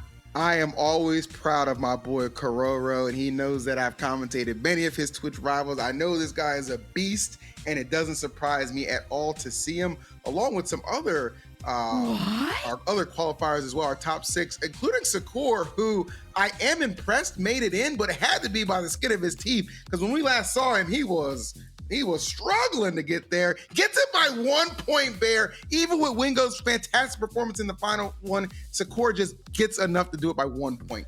Crazy. Oh my gosh, 1 point. I would be punching the air. That is so tough for Wingo, but good job for Sakura for securing a tight finish. That last race, they were struggling, but congratulations to that top 6 qualifier. It's fantastic. I really thought that Wingo came back into it. I really did. That 1 point difference. Yeah. Huh. I can't remember exactly what Sakura placed in the last race. That's what I'm saying, because when we saw him, he was like falling off the map twice, and we had just saw him on the 3rd lap. I was telling it to Bear, I was like, he got a drill, so he got a good little boost on there, but I was like, is it too little too late? Obviously something happened where he got just enough. He did just enough on that final one to make those 3 wins he got throughout the courses not irrelevant. Yeah, I guess so, because here he was on our screen as our 6th qualifier from Europe to the grand finals. But we only have one ultimate winner, and that is Kororo. Joining us on the broadcast, our EU champion, Kororo. Hello. Hello. All right. Just tell me what you're thinking after winning the European qualifier. I'm very happy to be here and participate in this tournament. And I don't know how I win the tournament with only one win, only one racing I win. And I don't know how I win the tournament. I'll tell you how you won. You're amazing, okay? And I said that. I said, this is my guy. Congratulations. What are you expecting going into the grand final? Do you think you can win the whole thing? I don't know. I'm very nervous to participate in the finals, and I try to make the best and win more races. Good. Yeah, I think you did great, bro. Good job with everything else. Congratulations for winning the EU qualifier for the racers. Is there a favorite course that you played on that you liked the best out of the 16 you played? Is there one you think that was like more comfortable for you? I think the snow circuit I think this is my best. Yeah. Awesome. That's fantastic. Yeah. Congratulations again. You did a great job. Thank you. Yes, congrats, Kororo. Before I let you go, any shout outs you would like to make? I thank you for all my chat. They supported me a lot in the tournament and give me tips and more more tips. And thank you for all the people see me. Well, Kororo, congratulations to Congrats, you bro. and your chat, then. Thank you. And best of luck in the grand finals. We'll see you there. Okay, thank you. Bye. That guy's great. Big fan. Yeah. Such positive energy. So great. And I feel like his surprise of winning was warranted, not because he didn't play well, but it's got to be a weird feeling to see other people consistently get first place. And EE, the consistency he put in, not a surprise to you, I guess, having casted him before. I see every single year since I've been doing Twitch Rivals, which I think is like on and off like 4, I've had the pleasure of seeing Carrero involved in something, and he always shows up. Surprises himself, doesn't surprise me. That's my guy. Well, we had some surprises in general on today's broadcast. Taking it all in, Bear, this is your second day with us. What are your last thoughts on what we've witnessed so far? Last thoughts is, if you play this game for the first time, you're watching Sonic Racing CrossWorlds for the first time, please give it a try. It's a great game, super fun, it's very versatile. I think all the streamers today, even if you didn't make top 6, congratulations for participating in this. And I think y'all put on a great show. And I am excited to see the finals between EU and NA. And I would love to see how GameScage does among this caliber of players, because the EU was very close in their racers finals. So I feel like having that and that big gap might close things up. So I'm really excited to see how that shakes out. Yeah, I'm right there with you. What about you, EE? Thoughts on the day? Listen, I'll tell you what, Sonic Racing CrossWorlds is so good. I paused my subathon to be here, okay? So that should let you know everything about how addicting this game is and how good those racers turned out to be. This was amazing. I can't wait to see this game open up and blossom even more. And the finals next week are going to be bananas. Love it. Yeah. And EE will be with us. Bear, this is your last time with us on the broadcast, though.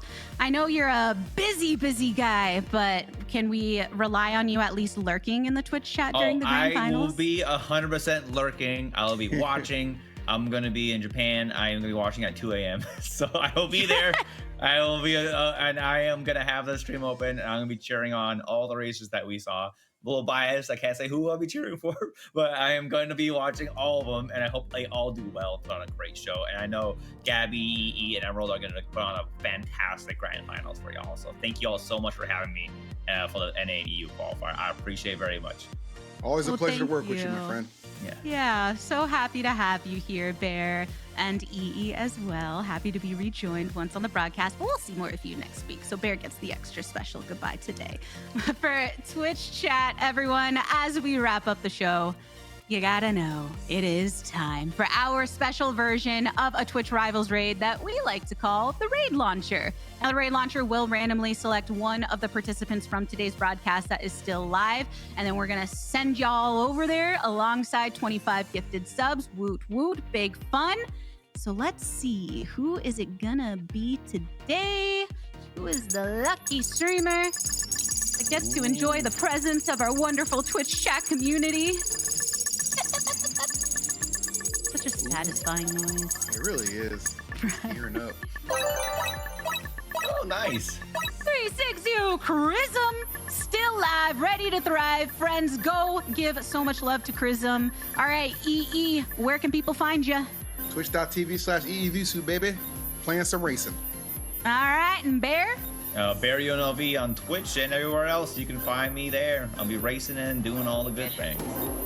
And Twitch chat fam, we will see you in the grand finals on October 3rd. But that does it for our EU qualifier for Sonic Racing CrossWorlds. Until next time, good morning, afternoon, evening, and good night.